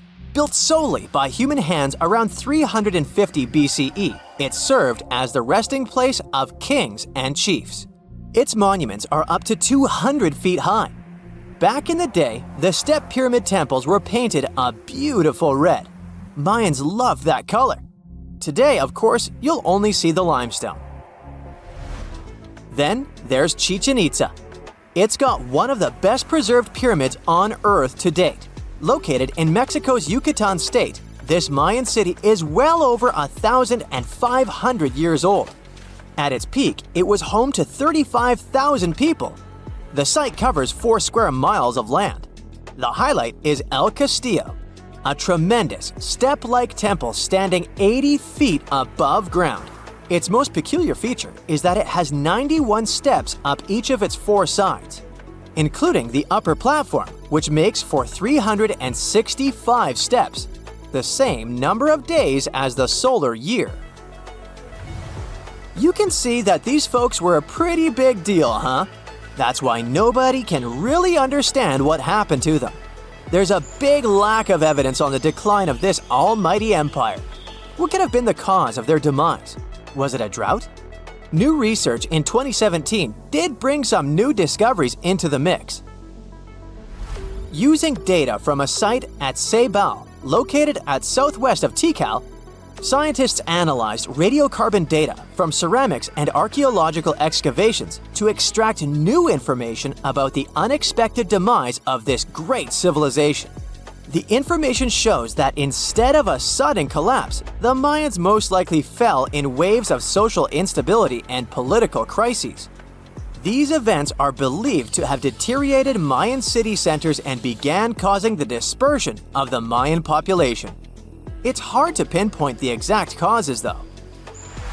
But hey, recent discoveries are shedding a big light on humanity's past. Not only about the Mayan Empire, but about other long-lost civilizations of South America. A major recent discovery in Brazil was done using satellite imaging technology and is also shocking scientists. Some images from near the Xingu River, also in the Amazon, suggest that cities of millions of people might have existed inside the jungle, way before our modern civilization ever existed. I mean, if this doesn't shock you, I don't know what will. Satellite imagery also detected a network of trenches, dating back to 200 and 1200 CE in the Bolivian Amazon forest. These proofs suggest settlements that could have supported around 60,000 people right in the middle of the Amazon forest. When researchers from the University of Florida went on ground to check the satellite information, they were shocked to find several mounds that were accompanied by ditches and geoglyphs. Archaeologists also found remnants of carefully designed walls centered around plazas, much like the type of construction done by the ancient Mayans. We just brought an extinct animal back to life. Imagine hearing a sound that hasn't existed on Earth for 10,000 years. A deep howl echoing across a frozen valley, a sound that disappeared long before the pyramids were built, before cities, before recorded history.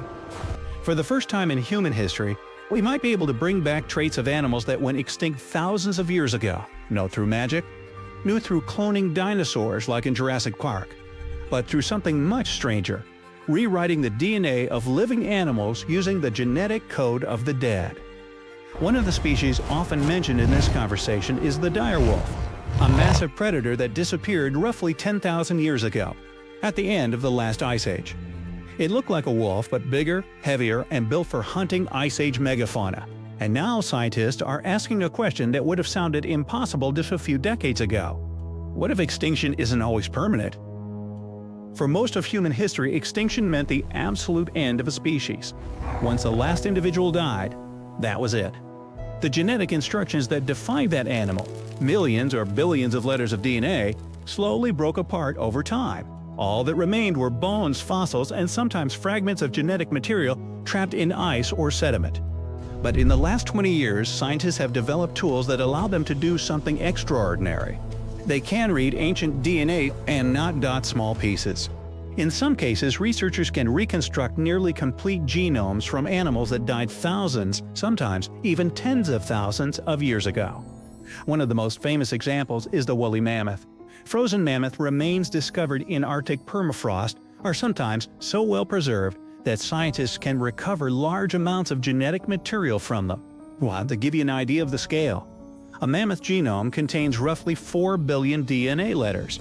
That's about the same amount of genetic information as humans. Reconstructing that genome is like trying to assemble a shredded encyclopedia, except the pages are frozen inside bones buried in ice for 10,000 years. But reading the DNA is only the beginning. The real challenge is turning that information into a living organism. And that's where modern biotechnology enters the story. Instead of trying to clone a mammoth directly, which isn't possible with damaged ancient DNA, scientists use a different strategy. They compare the genome of the extinct animal with the genome of its closest living relative. In the case of mammoths, that relative is the Asian elephant. The two species are surprisingly similar. Their DNA is more than 99% identical. That means the genetic differences responsible for mammoth traits, thick fur, cold-resistant blood, fat layers, are hidden inside a relatively small number of genes. Scientists can identify those genes, and with gene editing tools like CRISPR, they can insert some of those traits into elephant DNA. The result wouldn't be a perfect mammoth. Instead, it would be something closer to a mammoth-like elephant, an animal carrying some of the key biological adaptations of the extinct species. According to the de-extinction process described by researchers working on mammoth restoration, the workflow follows several steps. First, scientists collect mammoth DNA from frozen remains found in places like Siberia and Alaska. Next, they sequence multiple mammoth genomes to understand which genes controlled cold adaptation traits. Then those genes are edited into elephant cells using CRISPR. If those modified cells develop successfully into embryos, they could eventually grow inside elephant surrogates, or possibly artificial womb systems being developed today.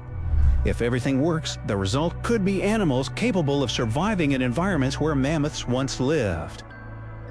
But why attempt something this complicated in the first place? Part of the answer lies in climate science. During the Ice Age, mammoths were not just large animals wandering the tundra. They were ecosystem engineers. Imagine millions of giant herbivores moving across northern Eurasia. Each mammoth could weigh 6 tons, roughly the same as a large truck. As they moved, they knocked down trees, trampled snow, and grazed on vegetation. Over thousands of years, this constant activity helped maintain vast grasslands known as the Mammoth Steppe. At its peak, this ecosystem stretched across an area larger than the modern United States. And it may have played an important role in regulating the Arctic climate. Today, Arctic permafrost stores an enormous amount of carbon, around 1,600 billion metric tons. That's roughly twice as much carbon as currently exists in Earth's atmosphere. If that frozen ground melts, massive amounts of greenhouse gases could be released. Some scientists believe large grazing animals might help slow that process. By trampling snow and promoting grasslands, they could help keep the ground colder. In other words, bringing mammoth-like animals back might not just recreate an extinct species, it might help stabilize entire Arctic ecosystems, at least in theory. Of course, not everyone agrees this is a good idea. Introducing genetically engineered animals into modern ecosystems raises a lot of questions. For example, what happens if these animals behave differently than expected, or if they reproduce faster than the ecosystem can support, or if they spread diseases to existing wildlife? Even small ecological changes can have cascading effects. For example, when wolves were reintroduced into Yellowstone National Park in the 1990s, the entire ecosystem changed, from deer populations to river patterns. Now imagine introducing animals that haven't existed for 10,000 years. The ecological consequences could be unpredictable. There is also another concern scientists often discuss. It's sometimes called the moral hazard of de-extinction. The idea is simple. If people start believing that extinct species can always be brought back later, they might feel less urgency to protect endangered species today. Why worry about extinction if science can reverse it? However, studies examining public attitudes suggest the situation may be more complicated. Simply knowing about de-extinction doesn't necessarily make people more comfortable with species disappearing. But scientists still emphasize something important. De-extinction cannot truly reverse extinction. Even with advanced gene editing, recreating an identical species is extremely unlikely. What scientists can create are genetic approximations, animals that resemble extinct species and may play similar ecological roles, but they are not perfect copies of the past. And yet, the technologies developed for de-extinction may still have enormous value. The same genetic tools could help scientists protect endangered animals today. For example, gene editing could potentially increase genetic diversity in small populations, or help species adapt to changing climates. In other words, the real legacy of de-extinction might not be resurrecting lost species. It might be preventing future extinctions. For thousands of years, extinction seemed like a one-way door. Once a species passed through it, there was no way back. But modern biotechnology is beginning to challenge that assumption. Scientists are not bringing Ice Age animals back exactly as they once were, but for the first time in history, we may be able to restore parts of their biology, and maybe even parts of the ecosystems they once shaped. And that leaves us with a question humanity has never had to answer before. If we gain the power to partially reverse extinction, how carefully should we use it? They found the tomb of a royal doctor who lived over 4,000 years ago, a man who held pharaohs' lives in his hands. This man knew secrets that only deities and kings were allowed to hear. And yet, when they opened his tomb in 2024, there was no body, just vivid paintings, untouched by time, and cryptic symbols carved into stone. Who was he, and why was he buried with spells linked to a scorpion deity? The tomb was buried deep beneath the sands of Saqqara. The doctor's name was Tete Nebefu. He lived around 4,100 years ago, during one of Egypt's most mysterious turning points, right at the edge of glory and collapse. These were the final days of Egypt's Old Kingdom. The sun still glinted off freshly built pyramids, but the shadows were already creeping in. The pharaoh, Pepi II, had ruled longer than anyone before him, 90 years. But by the end of his reign, the country was cracking. The power was slipping, the regional leaders were rising, and the Nile floods grew unpredictable. In this shaky period, the mysterious doctor thrived. His tomb was discovered by a Swiss-French archaeological team in the shadows of old pyramids. The weirdest part was that when they uncovered his burial chamber, they found no body, no golden treasures either. Unfortunately, the tomb had been robbed long ago. But what remained was something even more fascinating: the words and images left on the walls. The paintings are still vibrant, bright colors that somehow survived all those years underground. The walls show jars, containers, strange abstract patterns, and geometric shapes.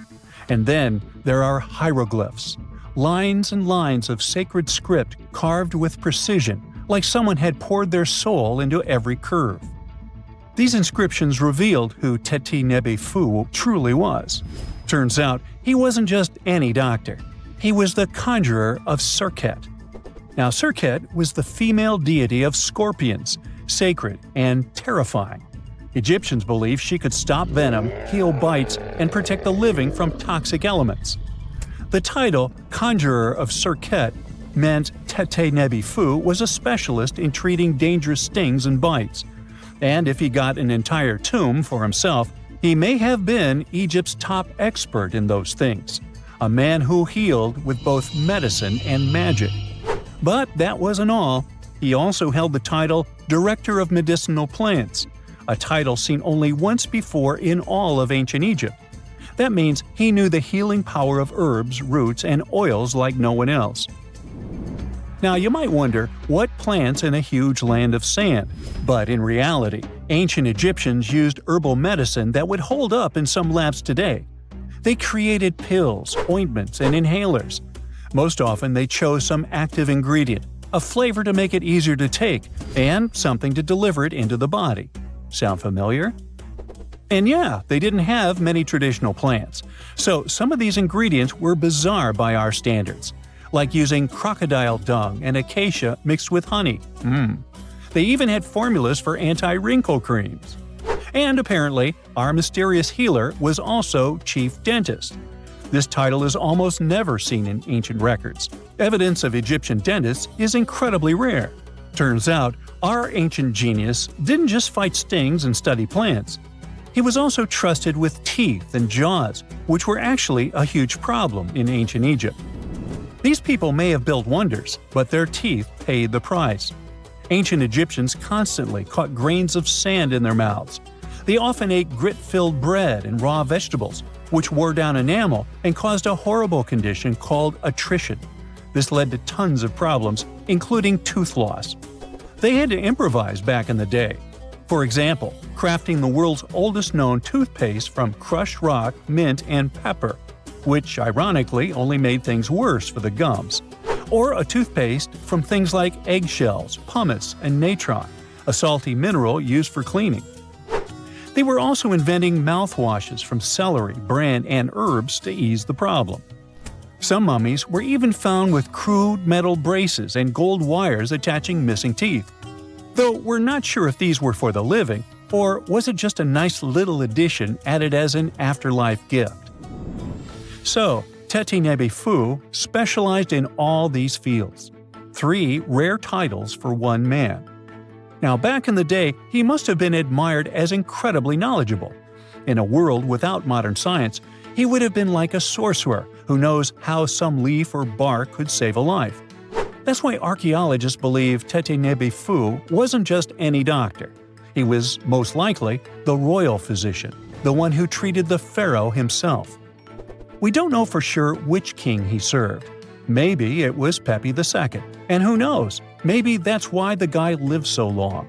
But if that was the case, Teti Nebefu may have lived through the final moments of the Old Kingdom, watching the Golden Age crumble from inside the palace walls. And then he was buried. The body was looted, or perhaps just lost to time. But the team says they're still studying the tomb, still uncovering the traces of this incredible man. Overall, ancient Egyptians were practicing medicine on a crazy advanced level. Some practices feel familiar even today. They had hospitals, specialists, surgeries, and many more things, even medical schools. Both men and women were allowed to be doctors. They healed with various methods and practiced surgery with actual tools, scalpels, forceps, even sutures. Some doctors treated only the eyes, others the teeth, the stomach, or even what they called the hidden diseases. They knew how to clean and dress wounds, could set broken bones using splints made of wood or reeds wrapped in linen, and even prevented infections. There were even proctologists. They also built the first prosthetics, like a wooden toe with leather straps that help people walk normally again. The oldest known prosthetic is 3,000 years old. Now, the most shocking part is how they actually even tried to remove tumors. A recent study looked at a 4,000 years old skull. It belonged to a man in his 30s. There were signs of past tumors, and around 3 of them, there were marks, surgical cuts made with a metal tool. That suggests someone attempted to remove or study them, maybe treatment, maybe an autopsy. There was another skull of a woman over 50 years old. It also showed similar signs, but with healed fractures from an earlier injury, which is amazing because her treatment might have actually been successful. Being a healer in this society meant something powerful. It meant being a priest, a scientist, and a magician all at once. To ancient Egyptians, medicine was a necessary art, and they treated it with as much reverence as they did their deities. That's because they believed that sickness could be both physical and spiritual. So a doctor could recite a spell while applying a salve, and a lot of their treatments worked. The reputation of doctors in ancient Egypt was so strong that leaders from other parts of the ancient world, like Persia, actually sought them out. Even Homer, the Greek poet, once said the Egyptians were the most skilled healers of all. Of course, their understanding of the human body wasn't perfect. For example, they thought the heart controlled thought and emotion. They also didn't know what the brain really did. But their approach, observe symptoms, diagnose, and treat, well, that's modern medicine. Sure, they prayed over the wound, but they also healed it, didn't they? Their most famous physician was Imhotep. That guy was a true polymath, an architect, priest, and a healer who became so revered he was later worshipped as a deity of medicine. Yep, a human who was so cool they turned him into a deity.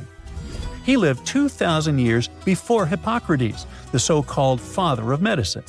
And yet, some people joke we should drop the Hippocratic Oath altogether and swear an Imhotepic oath instead.